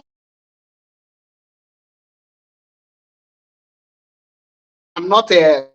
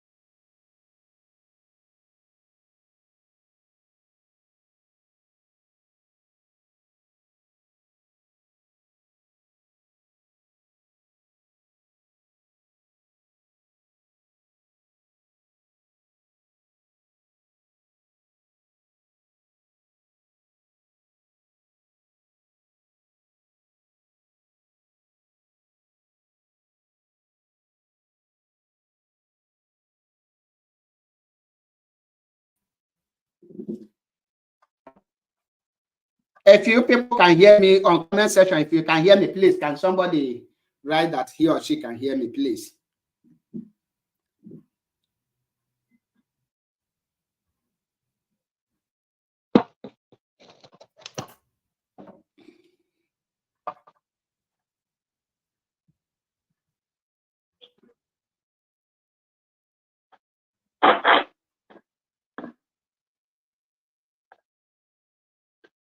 I think we are back.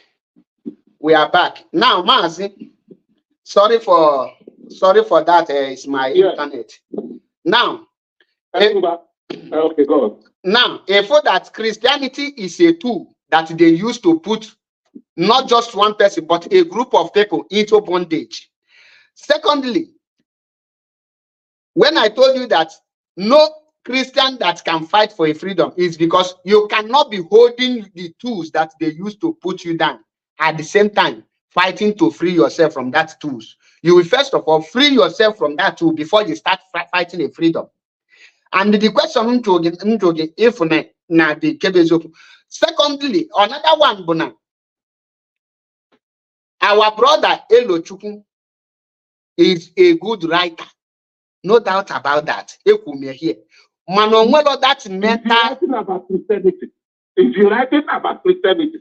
And they manandega seminary school. Oh no, the Reverend Father Olwama. He's a smart guy, but he don't have that mental capacity to think about freedom, because for you to think about freedom, you will first of all know the meaning of mental slavery.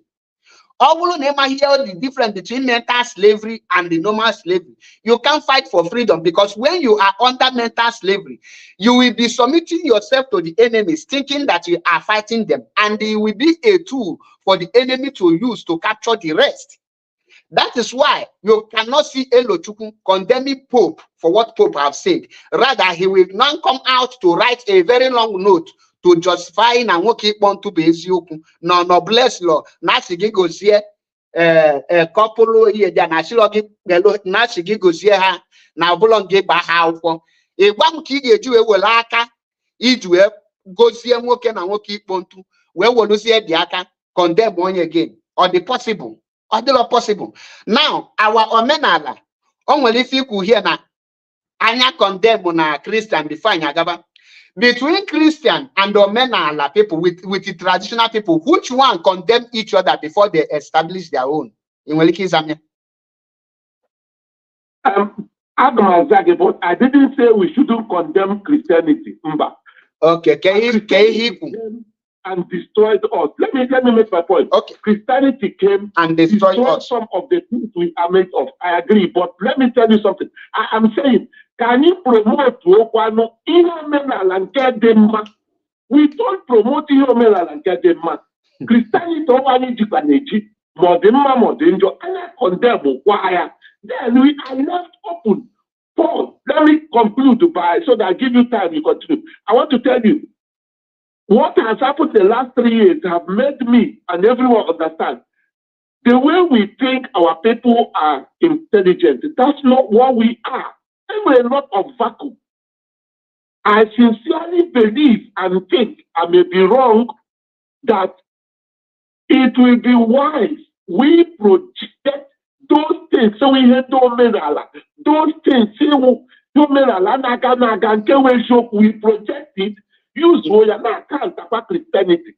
Thank you. You cannot leave an individual, a whole, especially in people. And I'm sorry to say this. Adam Godum happy in well understanding. Okay, now can conclude. IPOB,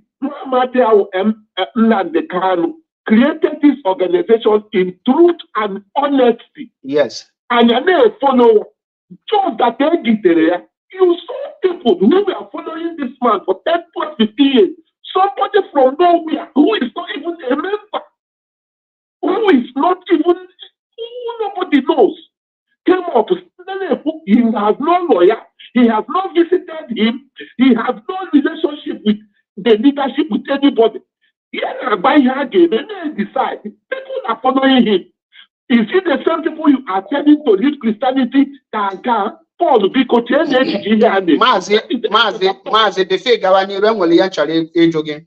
according to Ngiwa, statement is because I'm like indeed is sincere like you. He said that now Christianity came and destroyed our truth and destroyed us. And if we hear that now, yes.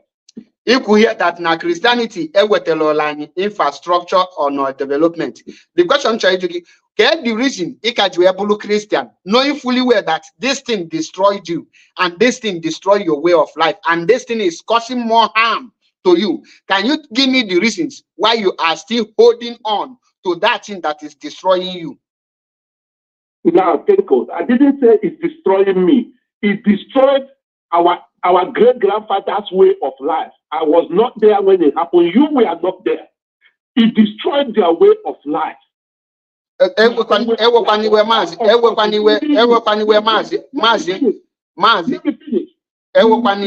born into Christianity. The only way of life we have seen is this one. Christianity bring up. It has questionable character. Why I'm a Christian? I will answer you. Can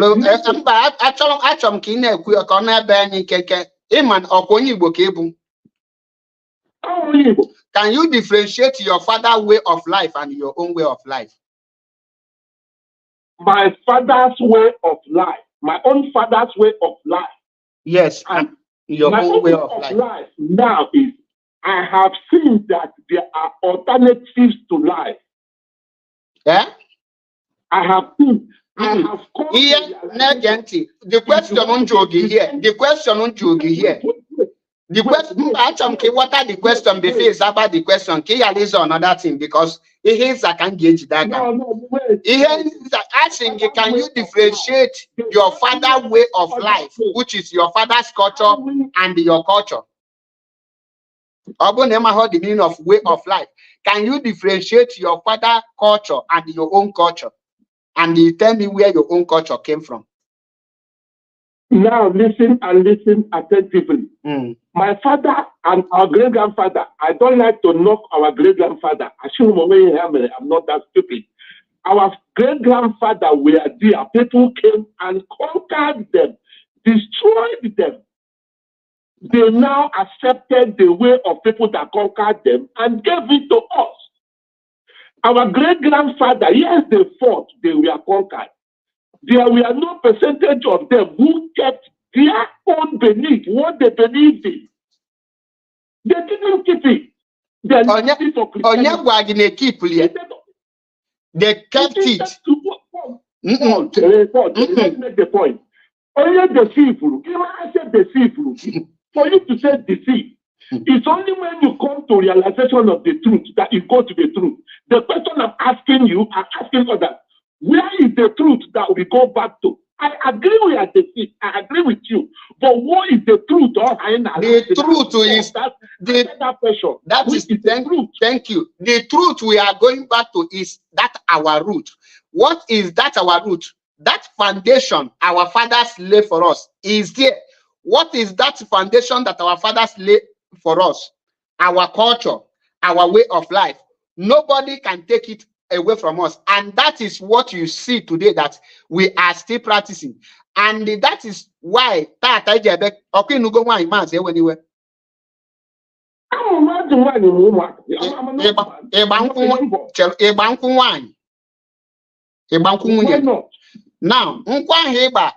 kedo omenala ndị ole ka iji wee gbadị nkwụ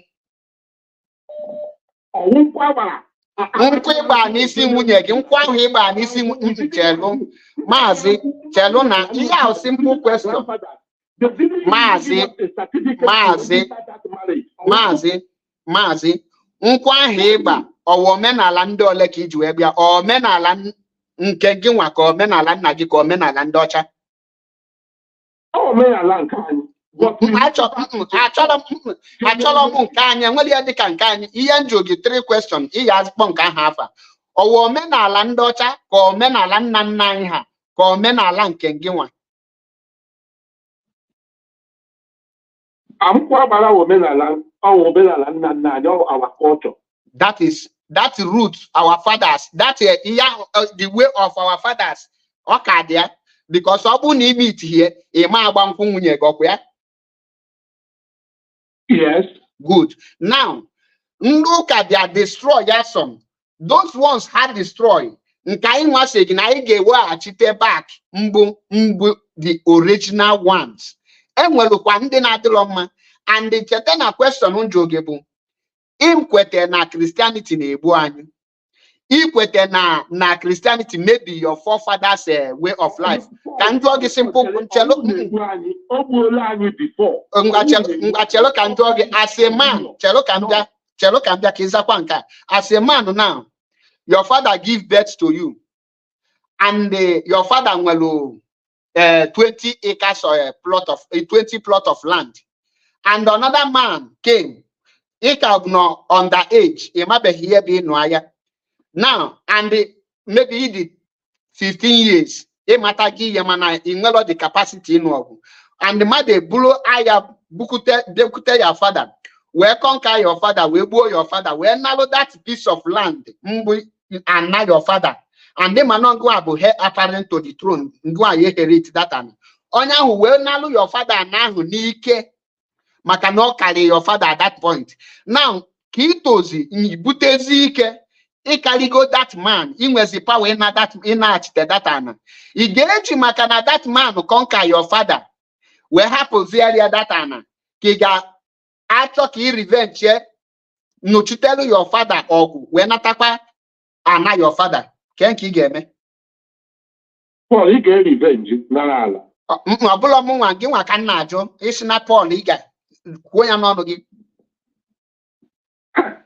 I tell you, yes, you will revenge. You want to get revenge now. Okay, you get revenge. It might be the reason you get revenge because you have now grown up. You are now a man. Okay?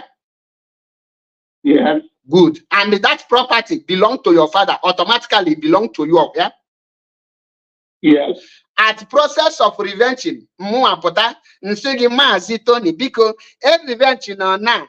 Don't worry. Anya nalugo ni your father this yana. Nga biaka nga nyege my boys quarter ki ibiri nga na nga kancho yenge igege munti. Why would I listen to you? No, not at all. Thank you. That is the reason. That is why you say that the Christianity came to our land and they fought our forefathers, then destroy a lot of things. Now we, the children of our forefathers, have come back to reclaim what belongs to us. We are fighting to retrieve what we lost. We are fighting to make our forefathers proud. We don't want to succumb like our forefathers. We want to tell them that they have given birth to lions, to champions, the conquerors. We have to take that thing that belongs to our fathers. And that is why when we are dealing with Christianity, we will deal them with no mercy. And got front, back, up and down, without listening to the people in Ghana sharing candle, because when the Christianity came, they dealt with us without thinking back. That is why we are coming with full force. So, Mas, you don't need to tell us, let us pipe low while we are on a revenge. Let's go back to our root is on a revenge mission. And if you stand on our way, definitely we will crush you because we will consider you as one of the tools the enemies are using to capture us again. Because by the time you are going to revenge to that man, and one of your relation now starts supporting that man, automatically we consider that your relation as your enemy because the enemy will use him to come in. That is the process I want you to start reasoning. That is the process in the Mazi Elo Chukwu Haji don't have the mental toughness to become a freedom fighter because he can easily be used by the enemy using the Bible and quotation to bring him, and they will pass through him to penetrate us, to stop what we are fighting. That is why I use that as an example. Not that I am insulting him. I did not discredit him with the job he is doing. He is doing marvelously well, but I want you to understand that place. Thank you, Maz. I want you to leave it here because if you go more, you will implicate yourself the more. Can I ask you a question, please? Ganil, jump off question. Going back to root. Negenti, why going back to our root? Because no English. He was going back to our root na Masusibu. Kaina hachi ne namborogwani. Kaina hachi eba ibido. Kaina hachi to alanna naiha. Kaina hachi ni ya hunna naiha kwa dolani. Kaina hachi na eba hunna naiha sinto selan kai we nwike we bie ndu we bite nyaka. Iya hunna naiha nyelani. Kaina hachi die akonoba naiha obodo naiha. Iya naiha doselan onyawa. Ipukotezi in a simple way. Sashigi, let's go back to our root. Obulo now, let's go back to our root together. In Afia Nanya, that is when you will Abankunye, example. Which mu Abankunyam, Jiluka Igoji, when you get example, before the white men came, we know God, Chuko Kikabiama. I will go Chuku, which is God. I will worship our God. So these are the things. Let me counter you so that you don't think you've made the point. Going back to our root, part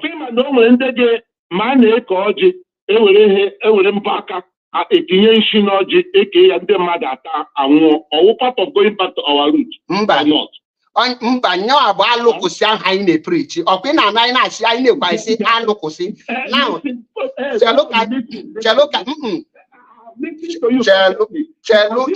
question now. Okay. Okay. So the question of Yes. Yes. Ostracize people. Yes. Without reconciling them back. With reasons, yes. I'm coming. Okwabani na nokata ndo kenye gbakọ ahụ ala onye ọzọ because onye akpatara ego onye akpatara ego hebela ala onye kpatara ego to our root. Asị ndị banya na eme nke a nke a bụ asị chelu Maazị Chelu ikwuru okwu na kwa nge Chelu ịjụ 3 questions which nza gị which if watch if na nza gị both yes and this thing man ma atụkwasị asị now ị ma na ndị pastors na-enye nshi yes or no? Ebe ka mụ na gị Maazị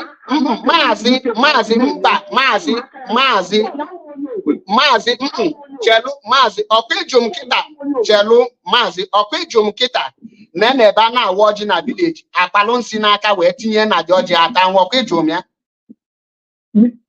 gịnị ka nza gị okay now again azang okay azang Chelu ka ị bịa azang yes now essential ka nna ajụ gị ya chọm ka ị na-aza m yes or no. Ndị pastor reverend fathers ọkwa ha na-enye nsi? Of course they do. Good. Ndị pastor na ndị reverend father kwa ha na-ala nwunye mmadụ? Of course they do it. Ndị pastor na ndị ụka ọkwa ha na-ewere ana mmadụ? Of course they do. Ndị pastor na ndị ụka ọkwa ha na-eme kidnapping? Now, is that the Christianity you are talking? Paul. Now, at this point, Maazị na-ege ntị. Maazị, I'm well educated. He's well educated. When you are doing something, it has to be written down.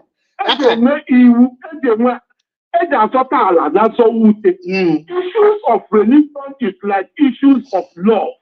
Issues of I am not saying we should keep blind eye on the bad religious practices. I don't know. Maazị,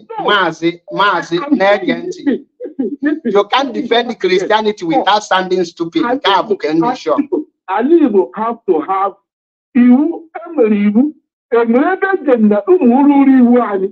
we don't go back to start putting down in black and white, we will keep going around and go back to our root. It makes no meaning to me because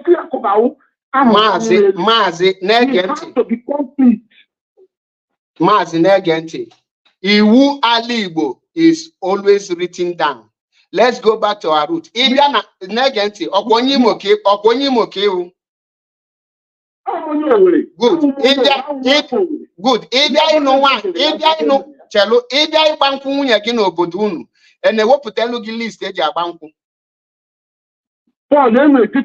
Oh, Maazị, jụọ gị question, go straight to the. That is why obodo na-eme onwere obodo ị ga-apụta asị gị na ha like this Italy nọ na. Enwe procedures eji eme ihe na this region Piemonte. Ị ga Lombardy ọbụla the same thing mana of Italy. Essential gị bụ ịbịa ịgba nkwụ nwaanyị na your village enwe na-ewepụtalụ gị list ka ọ na-adị ewepụtalụ gị list. Anyway, at least based on the Akageha, let me say it how it is.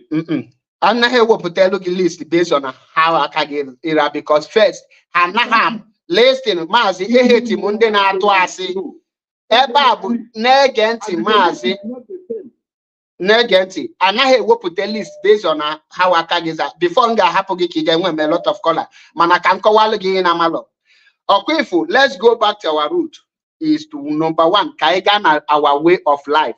Ndị ọcha nwere their way of life, ha anaghị practice nke ndị ọzọ. Ndị China nwere their way of life, ndị India nwere their way of life and ha na-efollow ha ncha niile. Now ị bịa na obodo unu ịchọ ịnụ nwaanyị, obodo unu nwere usoro procedures ha ji anụ nwaanyị and which is ha na-eso usoro omenala obodo unu. Oblusia no nwelu na netega na akesilo ike ha consider gị. That is emelu ga-ebele shigoke asoga anyị anaghị anụcha nwaanyị anụcha because ya ka ya bịakwa echi anaghị akwụcha ụgwọ isi nwaanyị akwụcha until even after the woman who make ọ mụtagwo ụmụ ọ go remain continue. That is here. But apụta ga-agwa gị na ya bụ usoro eji enu nwaanyị. That is the way of life ndị be ndị a. Ịbịa na my village enwere usoro eji anụ nwaanyị. Ịma nọkata ofu onye ala pụta sị gị na ọ na-aka eji anụ nwaanyị. These things are not done like that. Now, ihe nchọ ka ngwa gị bụ na onye ọbụla mbụ a Christian cannot be a freedom fighter and they are not worthy to lead any group. That is it. Maazị m ga-arapụ gị here. I'm telling you.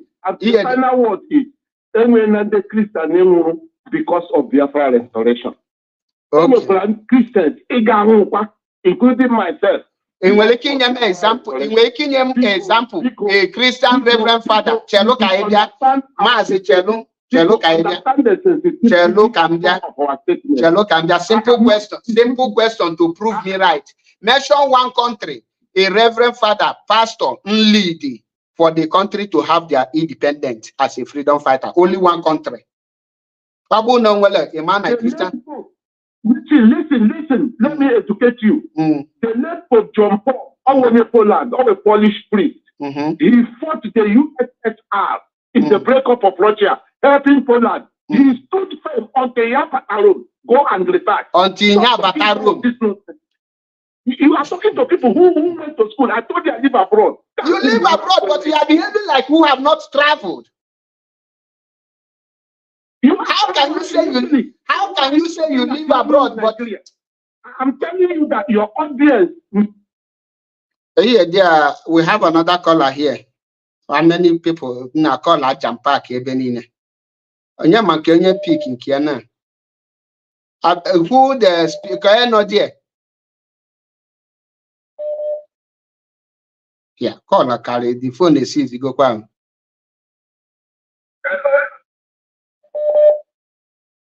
Hello. Mazi, cannot hear. Mazi, can you hear me? Yes, he cannot hear. Yes. When your closing, just round up. Okay. No, Mazi, this is not that man that's speaking. This is another person. Yeah. Okay, because the phone. Okay, Mazi C2, you are welcome to the program. Now na the audio call to go. Mazi Tony, sorry for that because HM9 atom and go up because the phone sees. Now, Mazi C2, you are welcome to the program. Yeah, thank you very much. Thank you very much, I want to say something. In fact, a quick English so that because these two things I debated today is, is very important, and we have to, stand on our ground. It doesn't matter who that person is, because we didn't stand on his ground, and then he made it clear to the whole world. I don't know if you hear what I'm saying. The world is listening to you. So because if Onyedu has to stand on his ground and say this is what I want, I have to stand on my ground and say this is what I want. And I may there's no so if you're an adequate listener of Mazen Lukano and the IPOB member and to the hardcore under oath, you don't go about because you go about that's the more than go about. I have to say the way it is. One. This I will call it our father. My happiness is that he's not on autopilot, and I don't think he is because he's an IPOB member. Manamazi manina na my platform. This platform I'm well any autopilot to get question I have autopilot na this platform. Ujana here. Okay. Okay. Except I don't think for him maybe. I'm not sure. I don't think we're not a pilot, but I will accept to him. I don't know because all of them are start denying now. It's only a quick now, but what I'm trying to say now is this. The only thing in PK I think of one another pilot because his word come to the equal now. He in this addiction or another pilot. And that is the reason why I call two things. One, I said that for Ndigo, also Ndigo money. Now the actual Ndigo now my space Nina, but for the past 3 years or 2.5 years, Ndigo my me myself I thought I reason like that, but I don't Ndigo not all of them. And those ones now my kind of I fish out to merge their DNA. Because I'm about now, the young go over the good statement to make that's the whole freedom that the freedom that go to promote. That after the kidnap of William do if he's listening. Now, people have promoted the consider for all this why they kidnap William do for the past how many years. Had so somebody. They went to follow somebody, how am I going to how am I going to beer, how am I going to go all day, how am I going to just take a screenshot to can just have a idea. No, go see his name as a perimeter, no, go see as a perimeter. They don't know who he is. I don't follow, now go to the land and then that brother Tony, I agree with you. Yeah, this is what pains me when think of our people. I agree with you 100% like that. Because as home can manage to see full of them, they cannot this why. Only do or have a ticket all this why. You say a lot for you. The many of the preaching of God is the details. I need the drama. Then how many days they kidnap ya? Oh, there's somebody from nowhere. It was I get today. So this is simple. So this is latest I know what the guy is anyway. And who know everything guys. No, but none of us. Our people only deceive our people. How can you be talking? And see, from people they have. Even the people, all born after the Koban also move to onion do. All the check for that. All the last one after the Koban Nigo, or kind of Basron. I said someone after the Kobo today. All the enemy of Indigo. And then when I see many government to you, after the Koban will be responsible for the killing of Indigo. He will be responsible. I'm telling you, all you go there, I get a paper as I did the Kubo. Oh, what a program. Now, let me go to the town of number one. If you threat us, people our people. Destroy the property of our people. Oh, Ghana village, when I want you to go village, oh, Gadia, when you go with your own people, you have a uniform. When one day on a Hanaka, we have through her. Half of that has no army cable. But when I have no registration, why did I ask a honeymoon? Our family, it was his voice. And that caused a problem in our village. I know we are our own people. Now, I don't have a Bible. One of his command, don't know show the Bible, but I did deceive our people. Don't bring the Bible, be preacher, I see like stupid. Now, even the talk about beginning and evil. Why are you withholding something does not belong to you? Christianity does not belong to you. Because that's why whoever contradicts himself about this Christianity, we are all watching. Why are you withholding something now? You don't know how it was created. You don't know how Christianity was created. They even told you that Christianity has it as a documentary and record that they were brutal.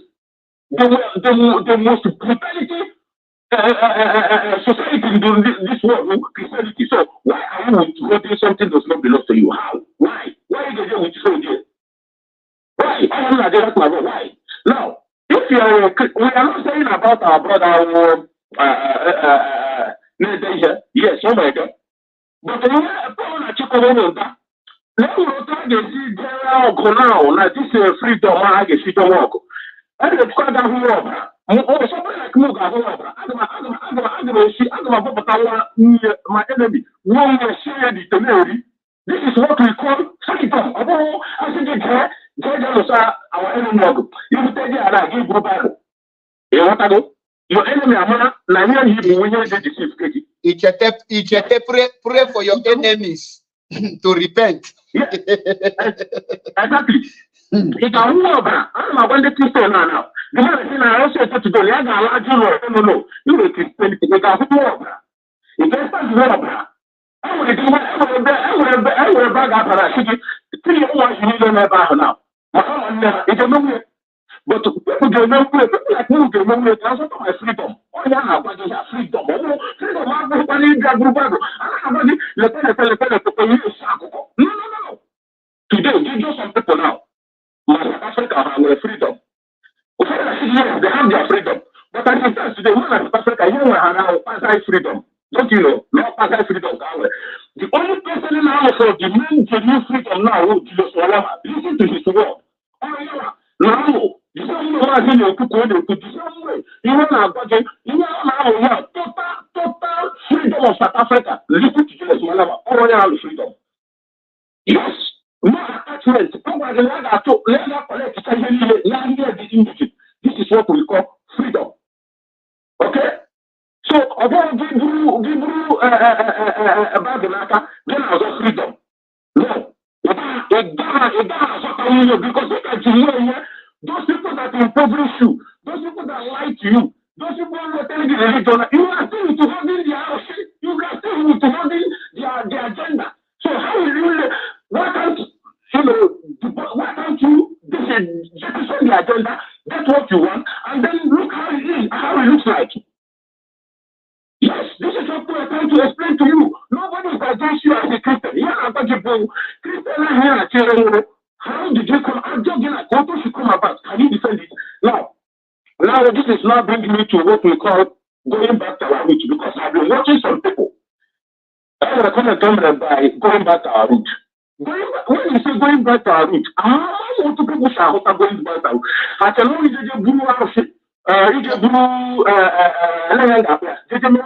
no, going back to our root, April, or Makane could know it. Before going back to our root, one, before.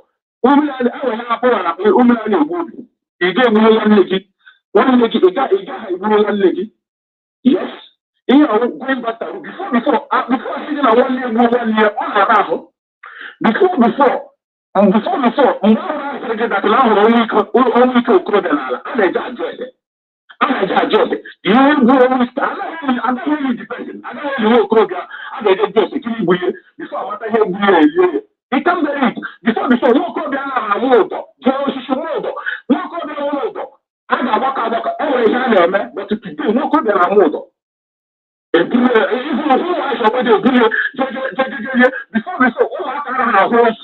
Before, but I will vision my watch. I will also work at the gate. Before, almost before. I will not be there. Because the one here, I go so okay. Either not only the confess, give confess.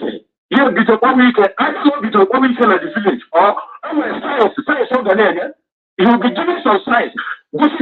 Something wrong in the village, something wrong. All those things are kind of church. Our own ancient artifacts, and they destroy our ancient artifacts. Why? Because they have their own agenda. The same way they have his own agenda. And I don't like I should go and listen to you, bringing another dimension. You will never know his own agenda. Mazrando up because a lot of Mazrando up. I need the people gonna ask you question, tough question. Going back to our root. No. Even going back to our root.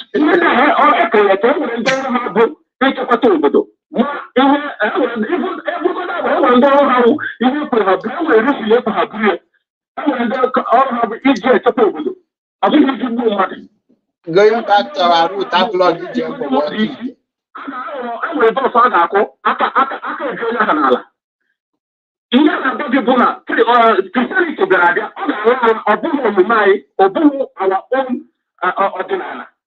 Although our own, and we borrow it, all can be borrowed. Our own change. You tell us to put your brother because you are a Christian.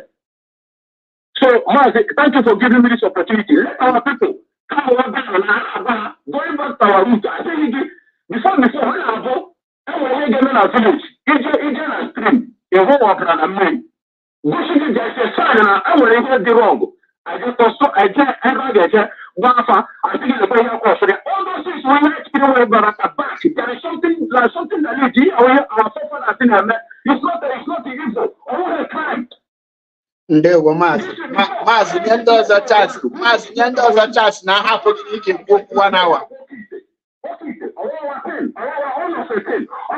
Some people to give you our billionaire. That's why I can tell you about. We are a billionaire today. I want anything doctor. No, because I am a man. What is your work? And today, look at what is happening in our land. You know our culture. Mazi, thank you for giving me this opportunity. Ndewo maazị Sito Odogunwa. Ahapụghị iwe ike ikwu o kwesịrị oge kwu okwu for that is okwu juru ọnụ mana nya deba ofu mbọsị nge host program with ya direct nye chance ka because he has a lot of things to say. Going back to our root abụghọ ji egbo okite ekwesịrị enweta dibịa na-agwa okite were okwute magbuo onye. Anyị anọghị know those things. We know. Embrace our science and technology in our own way. That is why ije egbe ndị Russia na-alụ dị iche na egbe ndị China. Ọ dị iche na egbe ndị Israel ma ha chanye na-ebe ofu egbe mana o nwere one ha ji elu anyị kwesịrị by now ka anyị na-alụ nke anyị ihe a ka anyị na-epreach. Ndewo welcome to the program. Gwa anyị aha gị na ebe isi akpọ biko bee nya nkenke. Maazị aha m bụ Chukwubueze esi m Russia akpọ. Okay, ndewo. Nna maazị biko ana m ekele gị ma ihe first time ịkpọ gị na this thing and ana m eso gị better I chama active na this thing ị na-agbalị iwu one of the people ndị gidere anya gị na our metisela agbara nzọ ọ dị tupu nọ na-agbalị. But maazị enwere m chọrọ ịjụ ana m ege both redio Biafra both all this thing enwere m chọrọ ịjụ eleghị na-eme ndị Britain ndị Igbo nọ na Britain why are they holding this Christianity? England. I've been watching these people. Those people in England. Maze, that research in from England. They are very, very sentimental about this going back to our roots. I don't know why. I do watch videos. I do listen to many programs. Anybody from England, that country, their brain I don't know what their brain. If they want to go back to your roots, on England, and then okay, madam, how can I small, just small analogy now? I know now, like now, I know now. Mama bia, mama, I know, grow up, the word is listening. Okay. I didn't agree of mana. And when you shall be anga, after you shibranga, onyo shabianga, boom pam, boom mam nino, boom nobla nonga, wobla nobla nonga, lapu. Tomorrow, onyo shabianga hozo, so bikono, macho for the hymen, we're in this thing, so no so, we're in here, him pam, we're in the care, and now, we're in the case, so no so car, also can I get them. After which I'm pagan and mago. Only this thing per se, in the by sense. How can someone slave you for 400 years? 400 good years. You can internet now, pictures in there. But then again, why? Go back to our roots. People are here going back to our roots, name more, going to back our roots, and I'm making them. Mazi, sorry to interrupt you. Mazi, sorry to interrupt you. In a joke, Guinea Patandeba in England, India, is so sentimental. Or higher ladies sentimental, Kaharis near Kamado, Guinea, England and Nigeria. And England is an advice Nigeria. Corruption, if one practice in Nigeria originated from England. So, and how I've been in England, so I'm a pump with the same rubbish. And England, he preach here. Jesus in the street of England, you will be arrested. And how one had England, why are you arrested? Why do they ban Christianity in England? They can never ask. They ban in England, the Zuzu can they ban in America. Because I remember for travel, England, the go travel. How can they feel the mentality of Nigeria? John yeah, I know. Okay, no, scam people 300 million. under Oklora platform. Country.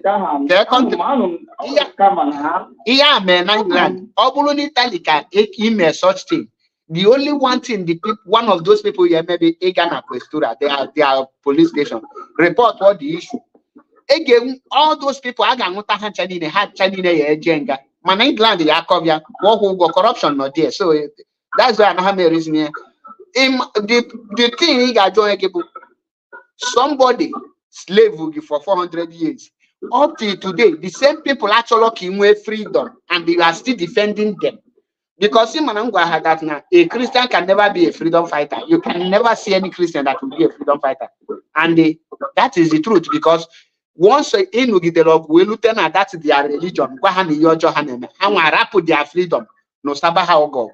That is why our brother Elo Chukwu Hajinju Edire no saba the deputy European rep Ogu na social media and the man that is the Christian mentality brain. They believe that brain, all the very, their brain, they very small, no matter how smart they are. So, Gani Luachineke, Benya Kenke. My dialogue to oh no, we on a valley. You grew on my head, Emeka gift, and I got my best. Yes. You grew on your that's what I do. I'm supporting you 100%. All of the shows of all the church at the guy. I told my parents, I told all big boys, only one of the shows of all prepared. I was the show, but don't joy at that fair. This is bad. Okay, people we are against Christianity. Christianity was saying, how then I lie, condemn the way of life. After I'm Russia, I'm a Christian, I'm with assemblies before. After there Russia, how life is, how life is, rubbish, condemn the way of life. And make an argument with someone, I mean, the guy told me about, I was crying about I just cried when you even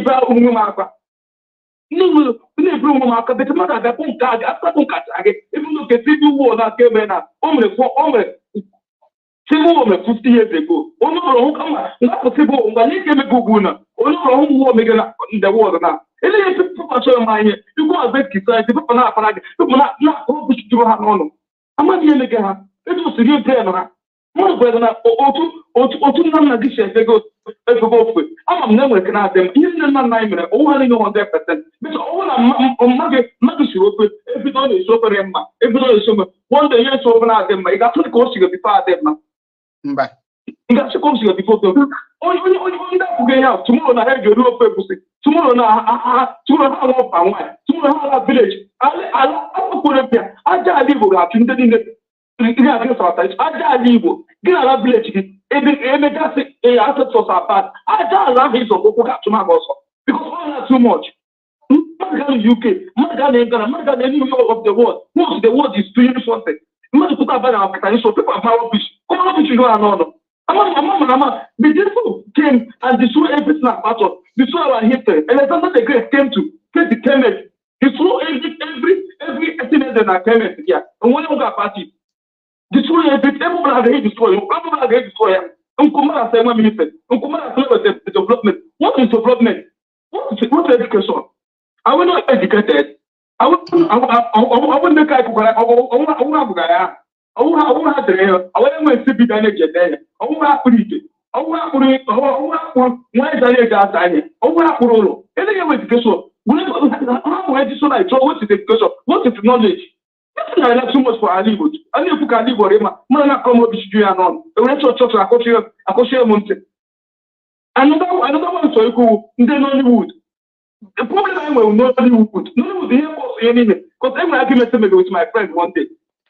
I didn't make it because century. I'm going to go with saying Hana, what say Biko, a lot of village before. It's a hard twins. It got it only by now. It's all my grandmother. I'm more than 150. I got my Gabriel got your grandmama. See, and then had a broom mother. And then I have for them. The kind of lie and I didn't know that. Yes, I'm up. And when you have this one broken, this is what you can look at many almost to a sense. I'm not almost but I will use my insult to and make them insult, but you care people. And every did check the brand I spoke to my God. Now you can bring the UK, travel. How can they not the UK and America? I was also a Christianity. My brother, only I want to work. Put you at a cafe. I didn't go 100% put you at a cafe. I told me, we are going back to our roots. I told me, I can also go. Remember, and one other religion, Biafra is our religion. Yes. We don't Biafra can I worship. My brother is shaking. All both my mental, all of you. I don't know. I don't know. I don't know. I don't know. Now, people name money in Nigeria, not in UK, in America. Try to upgrade your brain. Because the way you people reason, you reason like who are in a typical village in Nigeria. For once.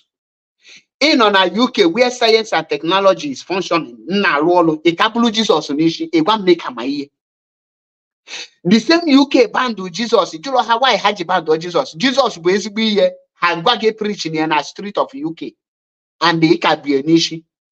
Can somebody know him not the well educated? Master Tony is Tony, okay, is one of the people educated, but that is why a Christian minded person cannot be a freedom fighter.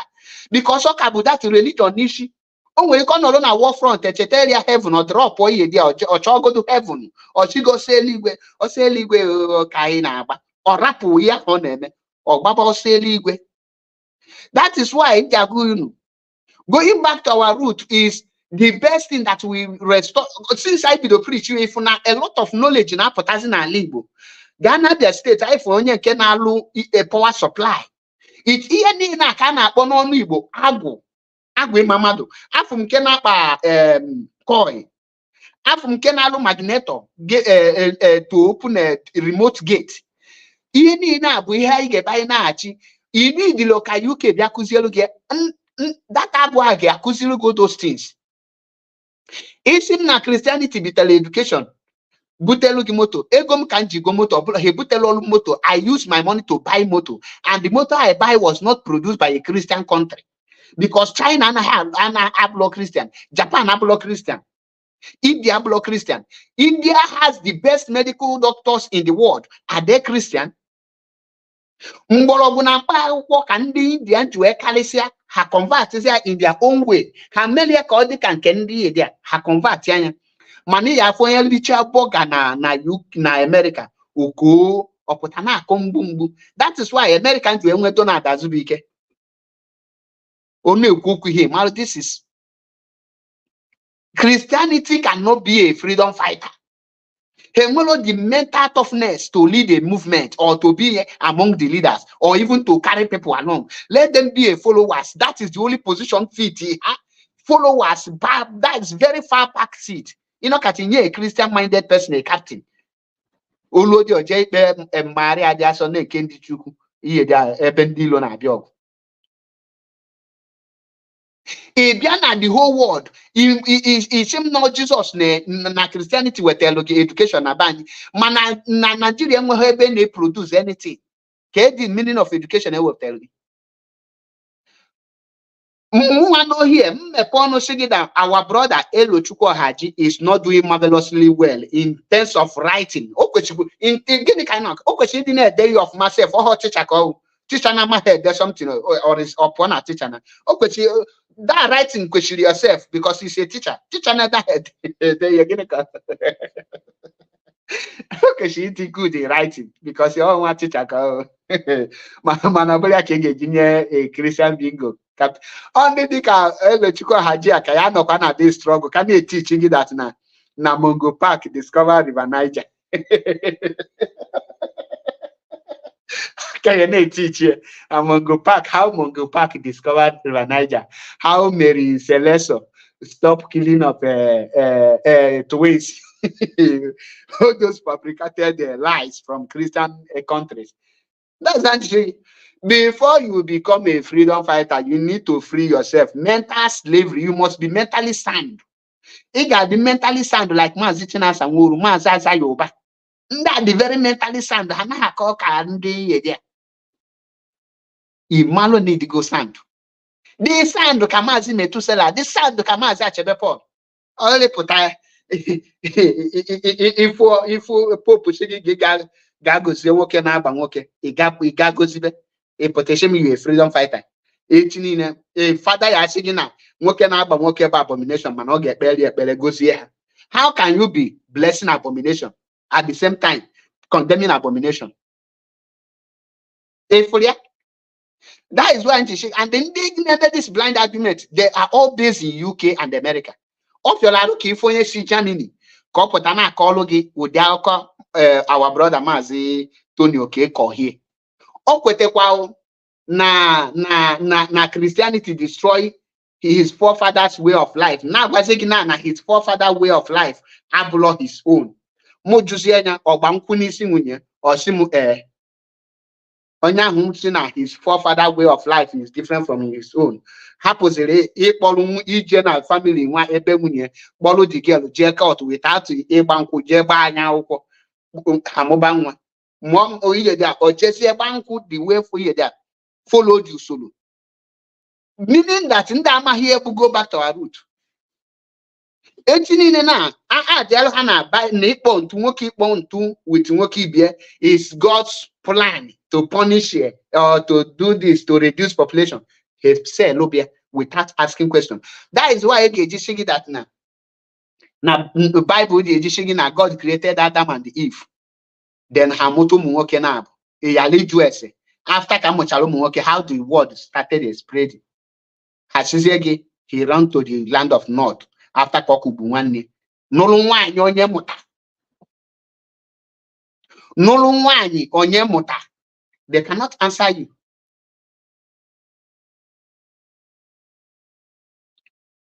We all na onye obune fune claim Christian tata bonyi Igbo. All na more than a Muslim family, the person will be a Muslim man. Your will of our going back to our root, book ablo kaije tibo kite. Oblo kaije jenyebensi, ninyensi na ipokit ablo mena libo. Igwo ablo mena libo. I mean Igbo, how to develop our land. Obo na ye na batalo Christianity by this time, alibo kano na manufacture ogunigwe. I case on a world power. And then I also how I was a member of Deeper Life Bible Study. Bible. I read and I studied Bible from Genesis to Revelation. That's why I gave one in a Bible. Bible. The only Bible now can get you a motor of my is Mazinam the Kano. The book of Mazinam the Kano, chapter 1, verse 2 says that Jesus is a Greek deity. Alusindi Greek. Ghana book of Mazinam chapter 1 verse 2. Jesus is a Greek deity. In the book of Matthias chapter 3 verse 1 or sigina akaja de butono manu. In the book of Paul chapter 3 verse 20 or sigina that na obodo ọbụna na-enwelo gọọmenti na-enwelo security na Fulani kpaloga to gbuo gị gotogoto. In Kanolodi anashigi, let's go back to our root. In Tiana root to Ashim Nande Nanai Hanabansi, Father Nabansi. Even Europe and poison. That is normal. God would kill the human being. India and poison. Only poison. So that is not an excuse you can give. Here, this is one single thing. Matthias says that some pingos getting up on some female cook. Somebody getting on. Apart from Nano IPOB, somebody they call this female cook to Italy in France. And will any of them guys stand the woman Matthias says that? How many of these female cook came to go 1 million naira cash or below their own? And I try to correct yes, some people. I am made build rubbish. Or the majority not I question we use our brain. Going back to our root, Christianity is evil. God take every country that and none of this world, not their freedom. They are put in that bondage by Christian country. So that Christian country people in bondage. Philippines is one of the poorest country in Asia because they are Christian. That check here, every Christian dominated country outside Europe are poor. Ghana, Africa, all the religious countries in Africa, why are they poor? Nigeria today is suffering because of the Christianity country, Britain. The Biafra have not gotten their independence is because of Britain, the same people who were telling you these things.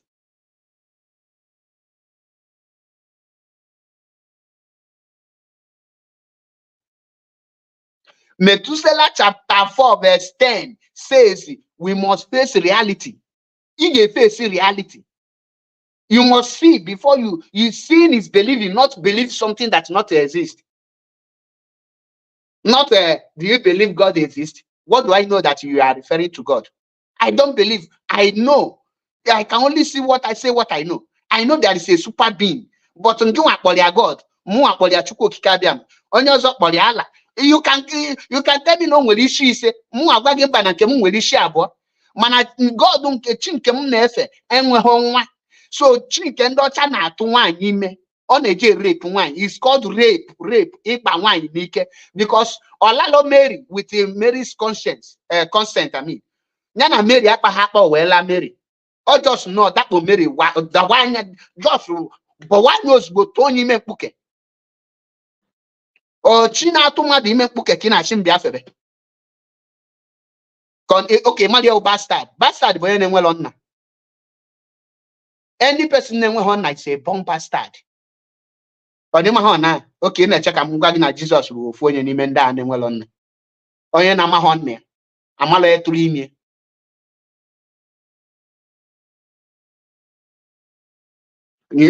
ụdị onye aka ị ga-ewere onye ji 2 by 2 ka ọ ụtọ 10 naira wee kwuo n'elu ochi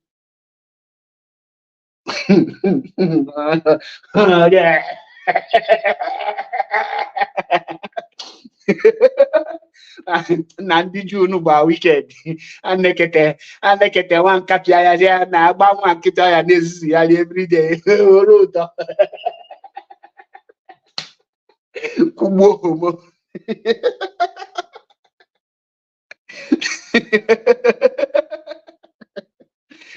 okay, wahia isa lele eyeja kita no a pope I wetegolu nu homo Christianity ashizie gị na pope anaghị speak for them ọ bụrụ na pope anaghị speak for Christianity why ije eje ụka mbọchị ụka is Sunday enwere any Christian no obey God for what from beginning no Christian that you will see today that obeys God. God should keep the Sabbath day holy. Which day is the Sabbath day? Saturday. Pope na Catholic Church should keep the Sunday holy. Which day is the Sunday? The first day of the week. Chineke bidoro change you obey it. And you never complain. Now Pope should keep very smart man, well educated, very intelligent. That is why check any person if intelligent. Once it came to defending of Christianity, you will see them sounding foolish and dull. If okay, all man go fuck up. Go see that you can't defend the indefensible. English is not being educated. Passing sense is not passing sense. English is just like ordinary language. You are saying going back to our roots, but you are using English because I learned their language. The way of life. Can also in Apple had a mechie anya. Webe telo ge Bible shigine nwere eligwe ebe ka mma.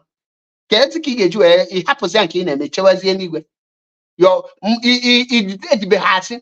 Ọ bụrụ na omenala segidati na our ancestors is coming very soon. After 2000 years the ancestor bịabe. Ịmakwa ndị ụka ya na-agwa gị. Ha sị na so imagine very soon 2000 years ị ka na-eche na nwere ka na-abịa 3000 years or go to beg that you are waiting in vain. No, you have not known that. You can check thy kingdom come. Your forefathers said that in kwa. So your father, your great grandfather, and go on your cause of their check it on million thousands of generations. I got God, they can check what the same or be on young. Yalemani, Yalibi, Ndocha can make a plan of 2000 in a can check one the coming of one bunch in the born. Somebody none had died anywhere. As you are talking down on the Jesus like this, why can't talk about Muslim?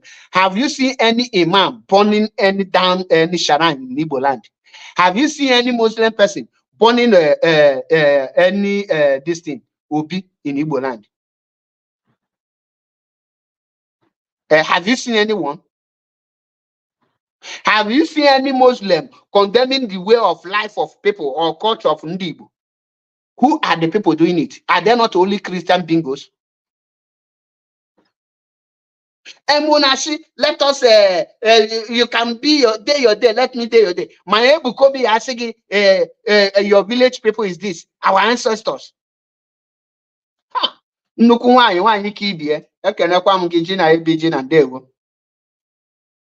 If you want to be your be and you want us to day our day, apologize to our forefathers you have been abusing for years.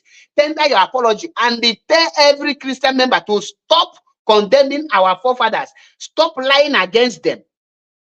Because I think as a challenge, call in to tell me the benefit and achievement of Christianity in Igbo land. What have Christianity discovered in Igbo land and help us to build it that we are enjoying today? Nothing. 0/100. And you are still carrying it. Somebody come and kill your forefathers. Instead of you to grow and revenge, you are upholding their killing. You are now giving us the reason why they kill your forefather. In UK, can you go and kill a UK citizen and tell if the UK will clap for you? Go and kill an American citizen and tell if they will clap for you. Ebunyegi Bible saying, forgive your enemy. Your enemy will sin against you 70 times 70 before you revenge. But your pastors are arresting. Manebukobi and Akozion arrested Matthias Ezak without following the commandment of the so-called Bible that said for you to take action, you will wait. The person will offend you 70 times 70 in a day. After 24 hours, come in and tell me one single thing Matthias have done wrong that warrants any of you to be attacking him. Because he said you should face the reality. We should hope on a problem, anything that your Ebukobi should stop doing fake miracle. Roma should stop doing fake defending lies from Pope. Ebube Monso should stop lying in the altar. Or not Ebube Monso you to get us ofunwa agboko we bianya kanti anya bia na ozugbo. Magodi ezigbo akanti. Ana agi unu na akiye nkiti. Onye gwa gị na go back to our root bụ ngije egwu okite. Gịnị ka ịnọkata igwu oki onye gworo okite na a 419 pastor bụ football pa. The same plank iji wee pịa a fake pastor ka ị ga-eji wee pịa a native doctor ngworo okite. Enwete this if we go back to our root, onye ọpụta na social media na ya na-agwa okite na ya na-agwa ewele. Anwụli edotie na government house, ọgwụ kata okite na government house. I know that I just trying to wego. So say I na go look Biafran say okita mbọchị ọzọ onye ọzọ nụ ụdịa ọbaba ọsọ. Una mabe ya na agunu. Don't let any person come and tell you okay onye oshim enenye nsi. Reverend Father na ala nwunye mmadụ nkọ. Anyị nụchakwa ma Bishop na mụcha nwa ma ha baka to chat some guests ibe. Iko ndị Zion gwa na-Ebukobi nya jee nụọ nwaanyị nya ga nụọ nwaanyị biko ọ bụla katikis ọ na-aka ikpo ntụ ji ebido before you na obido odo onwe ka ọ nọ na-akpa akụ Zion too ihe dị and akụ Zion anụ m na threaten people Anum no threaten people. Continue on. Then threat one day unu get threaten, the threat to onye ga unu bomb. Una know there.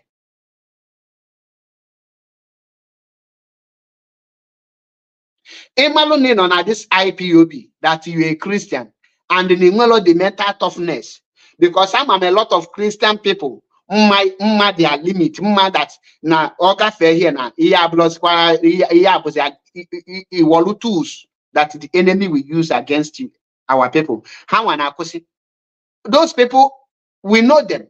Manakibia fight one in a defending Christianity na this a struggle.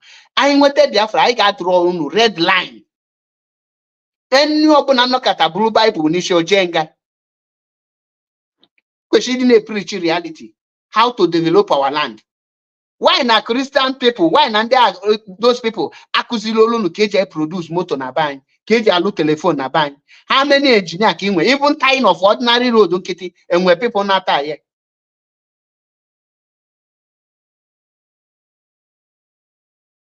Imagine all our ancestors gagwagina before for you to become a priest. In the name of Reverend Father. Imagine how these Christians here they preach. About abomination. Can you make and okay wine? The highest punishment okay. In the name of no Reverend Sister.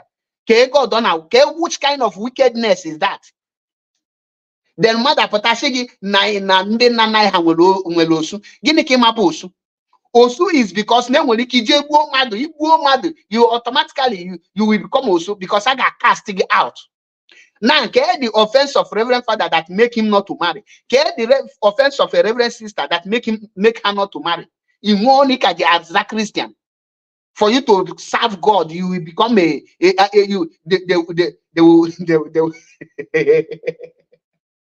KKJ asu ipi mmadụ okiri apiago okiri na ndụ iwo una na-abụ alụ n'anya unu. So ịma na that thing is an abomination. Enwe slavery kada one iju onwe gị ka ebe gị ebido, ka ebe nwoke ikpọ nwoke ibie ntu bido all na these Catholic things, because mgbe Father nọ with nwoke ibie year to year onwe ka ọ bụ na ọ na-achabu ọkụ wee chie Father na ọfụlọzi ya ọ nakata ọ dị ka ọ dị akpọbọ, ọ dị ka ọ dị ego. Job, you as a Christian, is it not evil for a God to request for a man that he ordered go into the world and multiply to tell him not to marry? Now, it's near again a Bible. Imagine now our forefathers for you to become a chief priest that you must not marry. For you to serve the gods of our land, that as a woman you must not marry.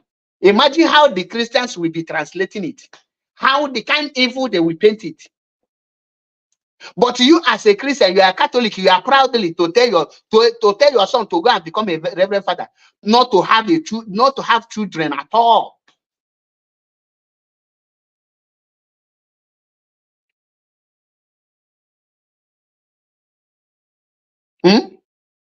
Enough a reason. Now, can there be good in a Bible that before you will serve God, that you will become, you must become a Reverend Father, you must not marry? Mention one priest in the Bible that reached the age of marriage and say he will not marry because he's a priest. Which part of the God are you people following? Come to Europe here, many of them are still following it. Go to Rome here, Vatican City. Everything we are built of gold, still from other countries. Ana try ke mama ya mechetu unu mmadụ ka mama ya kpochapụta unu ọbụgodu obele something na brain unu na recruit out. Donald Azubike group ọbụ na nkwete nka so ndị na-akpụkwa akpụkụ. Many of them, if una dey defend the Christian religious knowledge, ọkwụ ka akwụ ha. Donald group, Donald Azubike, he succeeded in getting some of them, most especially all these non-Igbo speaking people. When you hear they are paid, don't joke with them. You can only see fake where there is original. Where there is no original, all fake will become original. All these people, many of them are speaking because of what they are getting. Naturally, let them not benefit anything from IPOB. You will not see them. Truth. That's why I did not at if one Banshee or Potoshigi, Matthias is a terrorist. And his village don't have somebody like Matthias. His entire region don't have somebody that is waking his people up like Matthias. And they want to hide under IPOB to fight Matthias. Because they say as if IPOB is fighting Matthias. IPOB is not fighting Matthias. And Matthias is not fighting IPOB. Matthias is fighting evil people. The same evil Mazi Nnamdi Kanu is fighting is the same evil Matthias is fighting. It's open with the brain of Matthias says that. Do you think that Mazi Nnamdi Kanu will still be in DSS dungeon? All of us could have risen up, hold the government, obey your court order. But your pastor is there. Your pastor is there. Preaching God. Ebukobi prophesies to you all. I saw Mazi Nnamdi Kanu coming out. Will I talk about the fasting I am doing? The prayers? Today, where is Mazi Nnamdi Kanu? Where is Ebukobi? All are fake. Wash-washing. Wash-washing. We don't need that kind of wash-washing. You can't defend Christianity without sounding stupid. Come with fact and figures. You agree that Christianity brings destruction. Ma jogging. Only boo your father. When Nalia and Ito, you get happy the person can get revenge. Ishim ni get revenge. Imagine na bagi raponya, you get gonya mba, but it can get it can happen Christian that destroyed my forefathers. It's na UK that you educated. Get the value of your education. It's an education bigger school, just it's English. What is the impact of your education? Your education care the impact. Ask those people that are educated in America today. They are all engineers producing something. You that is educated as an Igbo man, what is your you are UK? Odogunwoke, Chris Felix,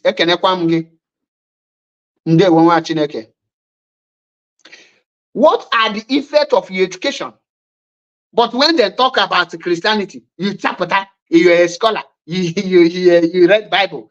Mazi Metu ask you, what are the benefits of Christianity? You start quoting Bible. What does that?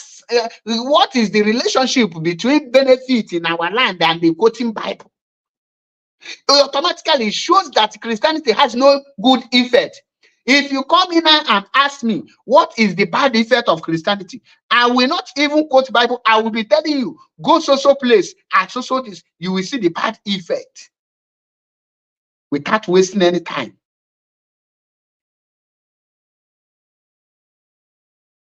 It's time we start telling the people the truth.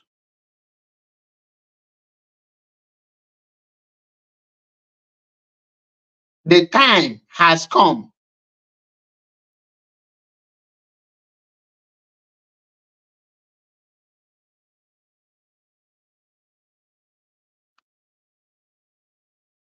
Important historical facts.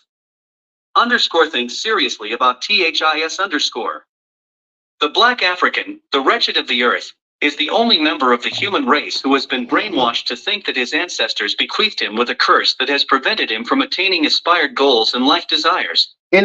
Almost every misfortune he encounters on earth is the fault of some ancestors, who must...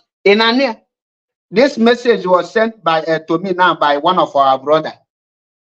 I just play it in that these people make you to believe that our ancestors are the reason why you are not progressing, that our ancestors are the reason why you are in.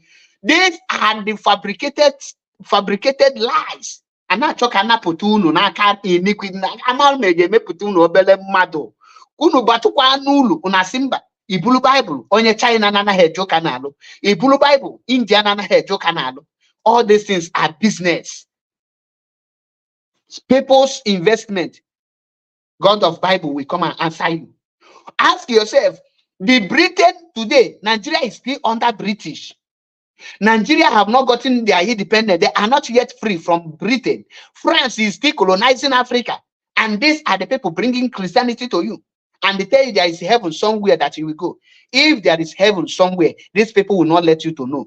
Gold in your land are being mined. These people are using the gold. Your oil, they are using it. Yet you are there thinking that you are a bommugu. Bogi bomfu or bomfu is praising you there.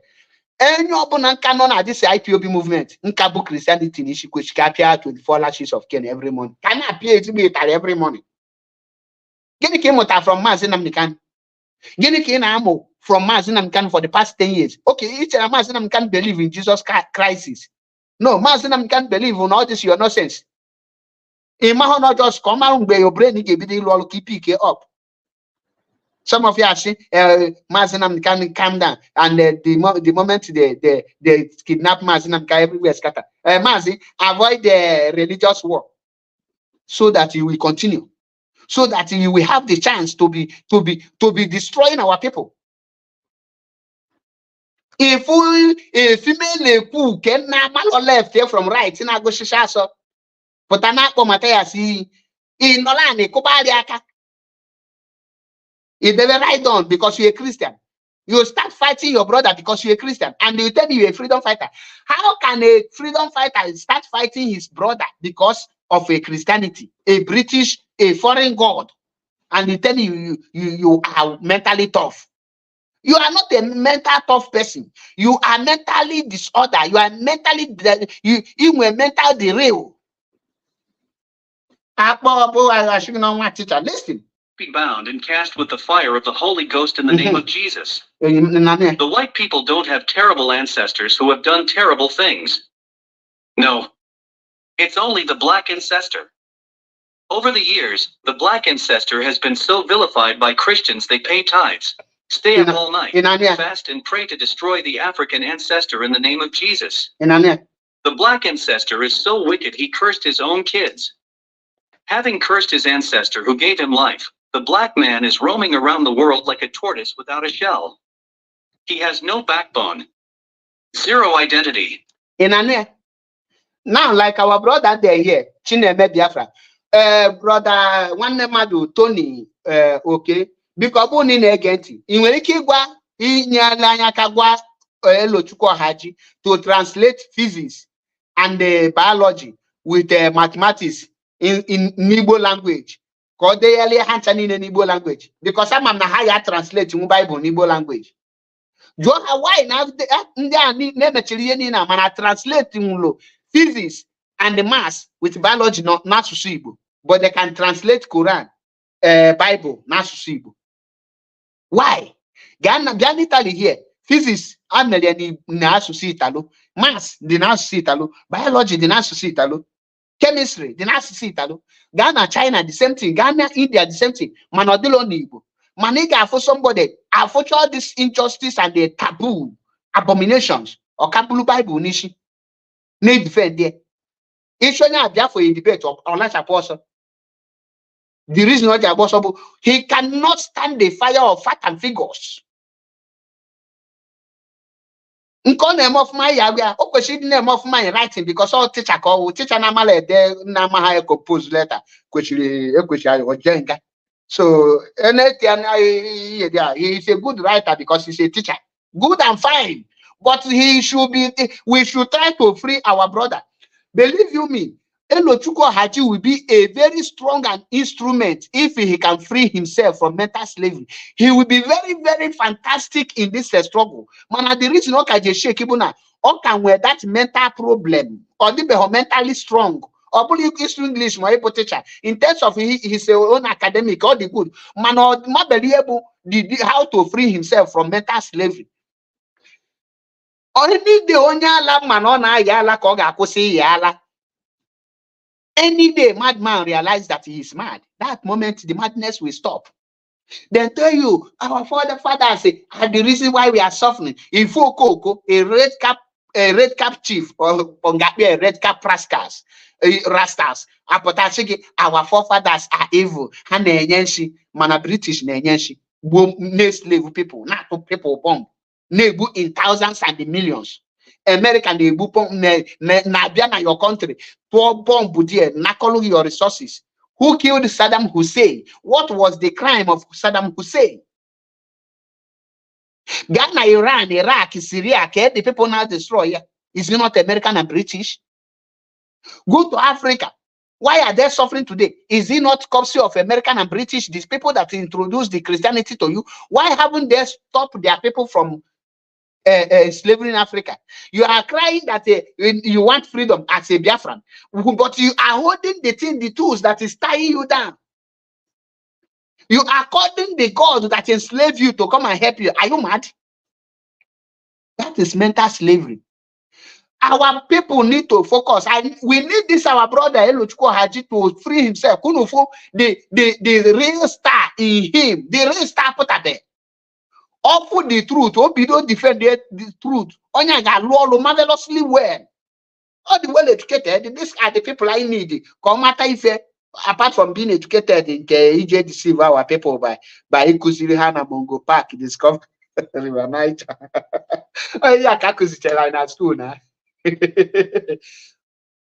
With good write-up, he only defend the Ndinakbontu or Kushi defend it.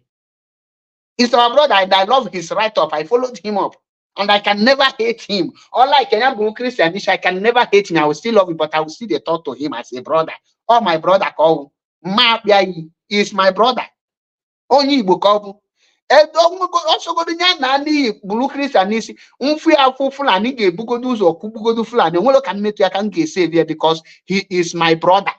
I value him and I will respect him, but I will tell him the truth. Never hona ga no za adere come muta ihe. Okay, obo na mazaza ya now. I brought somebody in the well educated, in the well civilized. No, but some of us now reply comment or reply yanya hana babawa saga.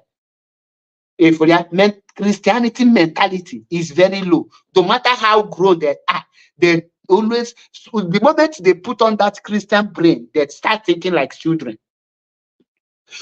And when only Christian person engage with this smart to go machachi ye continue brain of Christianity, call your libido chewechi chekomuazi.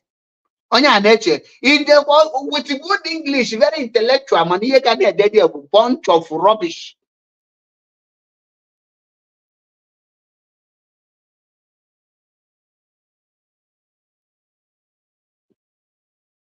I gana go nwa nke mezoku okwa ha na ada ekwu okwa ha na asa anya mu aga na ekwe. That's how Donald Azubike came to me.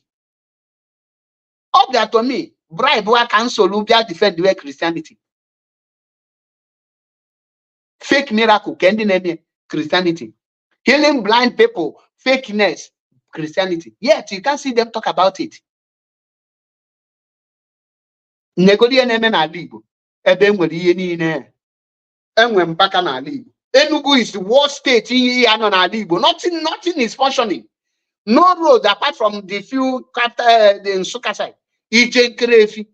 Hey, Imelo from Nsukka, Enugu state to Nkrefi, it got almost 10 hours within the Enugu state. Hotel aka, it rolls a halu. Ne bakate banya 1 hour or 30 minutes. Man, it got be 10 hours. It got kwa mota aka. Ige jukuje. No road. How am I here now? Ko buru ka ị ga-aga ka ebe ụzọ dị udume ihe niile adị na Nkanu local government mana mpaka nọ die ọkụ na-ere nọ die ọfụchara ha ncha dị Enugu Onitsha express road none of them is speaking. Ihe a ka anyị ga-akwụsị ya. We have come and we must stop it regardless. And I don't hear your followers. And I tell them any person take it because of religion. If some people name of my eject, he corrects them like our brother Elochukwu Haji is doing marvelously well. So now only the case safe go to that cannot put her from mental slavery.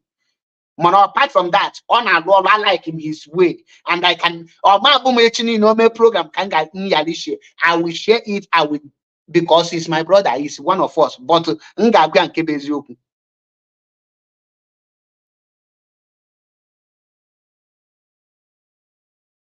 Ngagwe anke bezioku.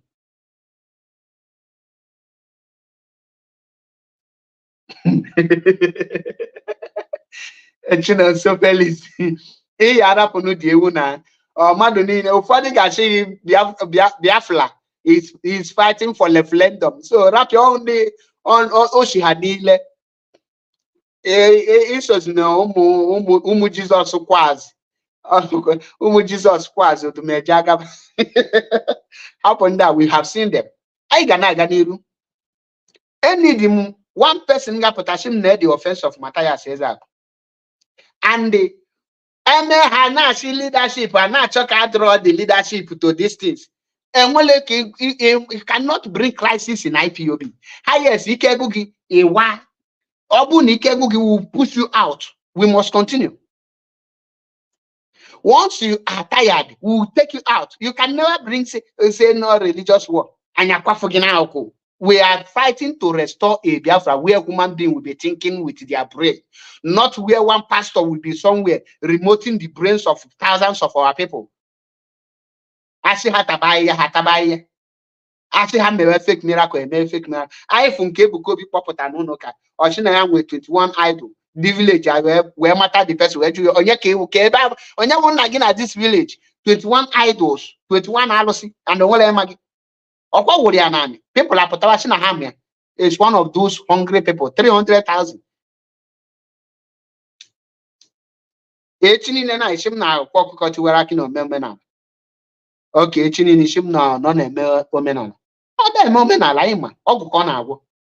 and always not omenal. We know all those things. That's why I think I restore Biafra. The brightness and the goodness of let's go back to our root. What's going back to our root to get water? Careful not science and technology developing our land. If you go school, put a Malonega school, or blow by certificate, he will test certificate, will let us say one side. Okay, equal engineer, mechanical engineer, will do certificate to will do this motor, God go shine your talent there. Oh, electrical engineer, oh yeah, uneni, game, oh yeah, if then we will know who is who. About this quack education and in Nigeria.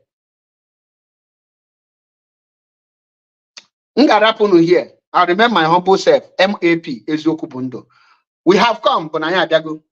I tell me get this video. Will you mail another video? Because I will thank our brother who sent it to me. Nge prepare this video. Will you more another video? We have come, I can preach here on a daily basis. And that the leadership of IPOB this Ozi. All these people if we defend the Christianity in your channel, Hakunu Malonde higher.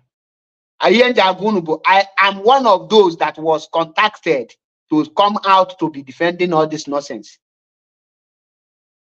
I am one of those. I was one of those. The person who contacted me is Donald Azubike, and he categorically told me that he have called so many people, some other media warriors.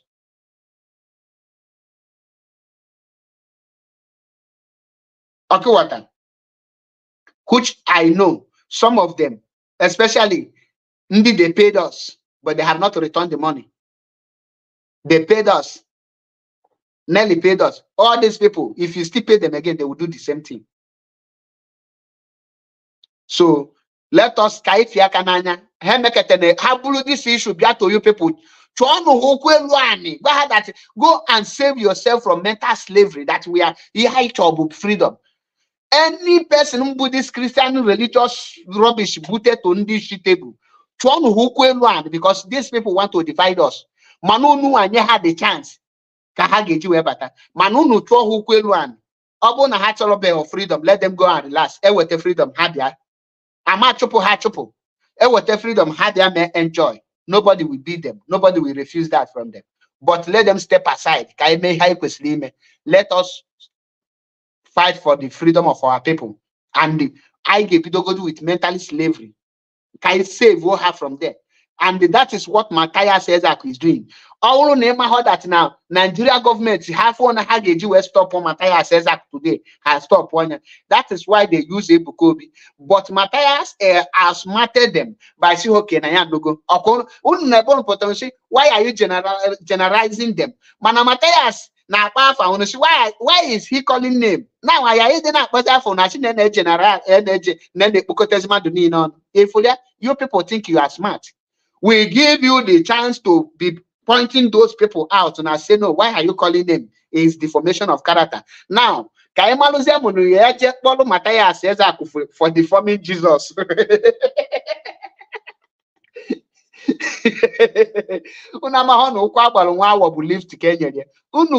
How to deal with you people mercilessly. And don't kudos. I watched him yesterday. Very, very fantastic program. Today, when you stream program, I'm on live. I can stream it so that we need to promote good things. And on IPOB, and see my canonia handle on IPOB. Ndiano Sabiog.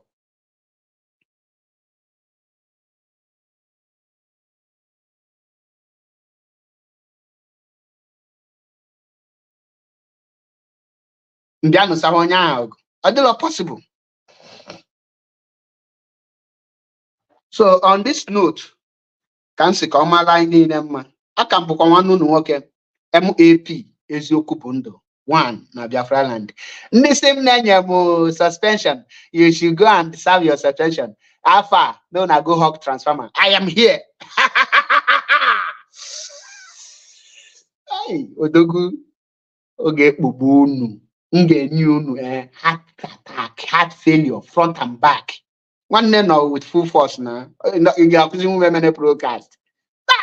Okay, for why Quensu Chinedu, Ekenekwa Mugodogu, Collins Mosia, Ndewo, hi, and when men's, and when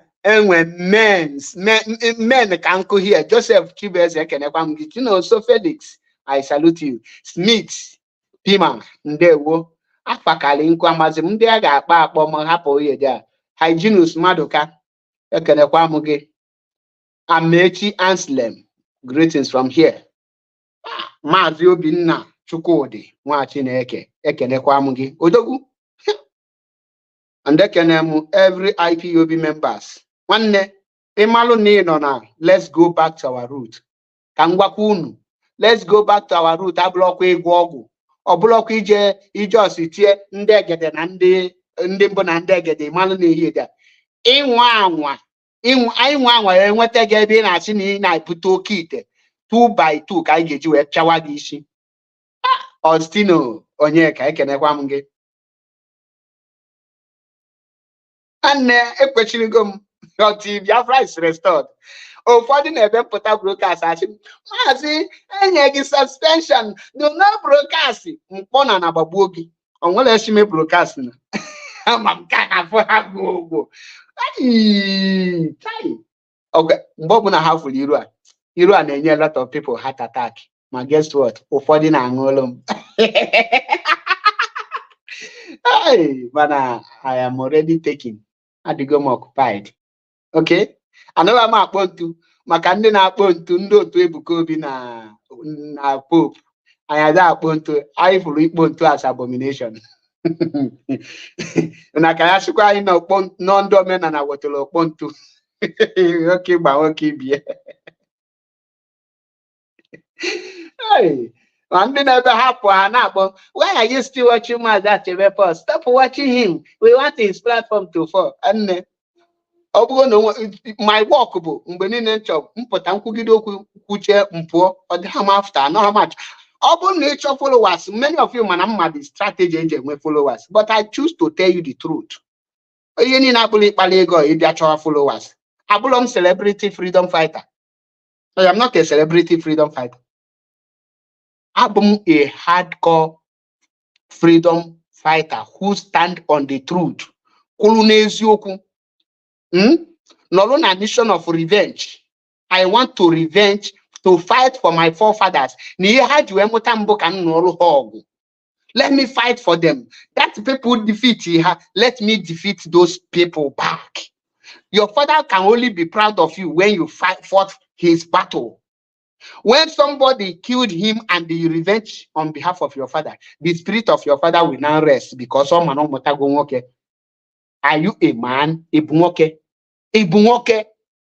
Iso kwa nanande ga nona ofonya batano your family na kunu ni ihe inasi let's hand him over to God. Now onye maga kanti popo nya heze niile di anonu. mmadụ makata wee gbaa gị egbe n'ụkwụ ihu mgbe niile ịgbọtachi eja ije na family onye a kill everybody no mercy ọkụ ụdị ọgụ na anụ anara m anụ ọgụ ka ị kụọrọ m aka ma mbịa for revenge mbịa for revenge ị ga-ama m ikpe you will say maazị you overdo ọ na-enye m obi ụtọ ma mbịa for revenge the whole people abịasị m I overdo ihe ọ na-atọ m bụ ogbo that gives me blood. That's why mpụta nature warning nchigide warning a mbosi ga-enu gị nnu oge like this kwụsị ime broadcast na address na nnu oge like this inwe heart attack ka Gumi of Idu megide send ndị autopilot ka ayọ m and ha na-akpọkwa m illiterate up to today ha ka na-ayọkwa m nwee jụọ ofu onye n'ime ha sị mbata autopilot na ọbịa ga-adị gị mọchi njụọ ya autopilot na-recruit illiterate she mba well sure but you people are calling me illiterate but una chọrọ recruit m so unu na-achọzi illiterate so illiterate dizi unu mkpa nzi agaghị egwa ha anawago m na mana I can be a part of criminal activities. I can't now anaghị m eme ihe ndị mpụ na ahụ anaghị m eme ihe ndị oshi. I am too big to be a criminal. So I am too big to be a perima. So so on this note, Kansi Kachuko Kikadia Magozielo Mazin Namdekan or Hamadike Ikukwana Afanya. Gozielo every member of the Directorate of State, those that are genuine, working day and night towards Biafra restoration. And the Metu, our brother, Elochuko Haji, Komalu, the meaning of mental slavery. Korapoto, Aukondia Ejueria and Yeri. Kona Chiete, Malu, the meaning of let's go back to our root, because Oma, the meaning, half of my body, he loved his ancestor. That he can never hate his ancestor. But you cannot love your ancestor at the same time. Love the people who killed your ancestor, You cannot love your father at the same time love who killed your father. You cannot love your father at the same time love who take his property. It is not done anywhere. So I say, bless you all. Bless Maza Chebepo. Bless 19 Woke Mazi Metusela Wane Mekisedek. And also bless Matthias Ezako Ejiofo. Bless every other person, our media warriors. Melchuko Kadiama, bless you all. He said, Ndewo no Chineke. Ha! Ana yokene kwamge. Almost here Biafra. Ndewo. Until we meet again. No retreat, no surrender.